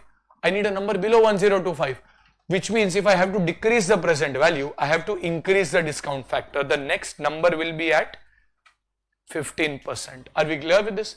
Now, if you have left capital budgeting at CA Inter, no problem. You will do some sums and you will get a hang of this.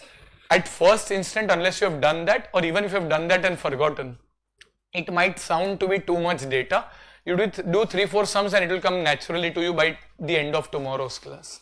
Yeah. So this is at 15%. We will now try to find PVCI.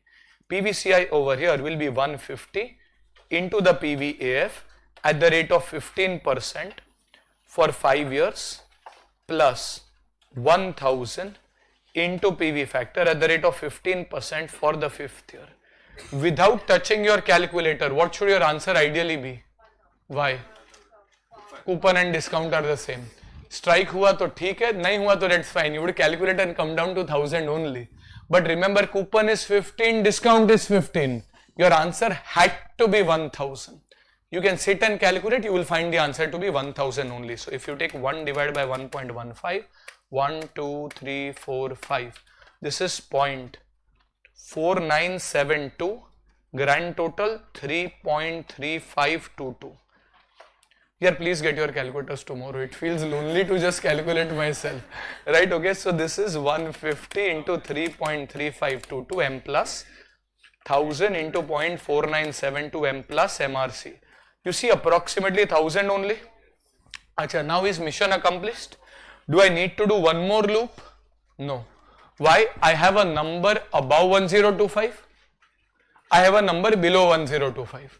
What does interpolation literally mean? It says ideally, if my final rate, please pay attention, we are almost at the end.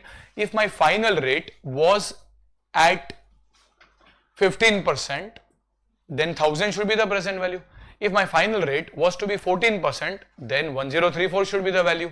But my value is 1025. So is it 15? No. Is it 14? No. But is it between the two? Yes, that is interpolation. So over here, what do? There are various ways. By interpolation on the LHS. What I will do? Higher rate minus a lower rate. Higher rate minus a lower rate. Let us say your desired answer is X. Final IRR, it is somewhere between 14 and 15. Between 14 and 15, which is a higher number? 15. Which is a lower number? Higher minus lower. So X minus the lower number. Between the two, which is a lower number? 14. In the denominator again, between 15 and 14, what is the higher number? 15. What is the lower number? So basically you take the higher number minus the lower number on the LHS. Are we clear with this? On the RHS, what will we do? We will take the present value at exactly those numbers. X. At X, what is your final desired answer? 1025 point. At 14%, what is your present value? 1034.37 divided by, in the denominator at 15%, what is your answer? 1000 minus 1034.37. What have I done? I have done over here higher number minus lower number. And on the RHS, I have taken the present values corresponding to those numbers. At X, the present value is 1025. At 14, the present value is 1034. At 15, it is 1000. At 14, it is 1034. Are we clear with this? Are yes or no? Yes. Therefore, if I solve X minus 0.14 upon 0.01, this will be what? 1025.86 minus 1034.37, negative 8.51, and in the denominator, negative 34.37. Can I say negative and negative will get cancelled? X minus 0.14 equals 8.51 upon 34.37 into 0.01. I'll take the 0.01 on the other side. What does it mean? It means that if I change by 1%, that is move from 15 to 14, change by 1%, the present value changes by 34 rupees. But do I need to move the entire 1%? No. I need to not move 34 rupees. If I move just 8 rupees, cross multiplication, if I just need to move 8 rupees, what will the difference be? Therefore, X is equal to 0.14 plus 8.51 upon 34.37 into 0.01 comes to what? 0.0025, and hence your answer comes to around 14.25%. This is yield to maturity. If I were to buy the bond today at 1025, hold it till maturity, I will earn 14.25% return. Sir, my required rate of return is 14. I'm happy to earn more than that. No problem. IRR can be greater than my cost of capital. I will accept the project. I want 14, but the bond is giving me 14.25, worth buying. Are we getting this? Is everyone clear? Okay, so that should be it. We will do a little bit of practice on interpolation before tomorrow's class as well. So you can just review these sums and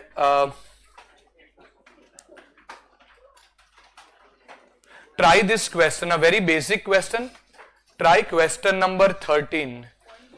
Forget realized yield of question 13. You can try question number 13 on page number 14, where you will try only current yield and you will try yield to maturity, the interpolation method. Are we clear with this? Everyone's clear? Chalo, we'll resume tomorrow then. Have a good day.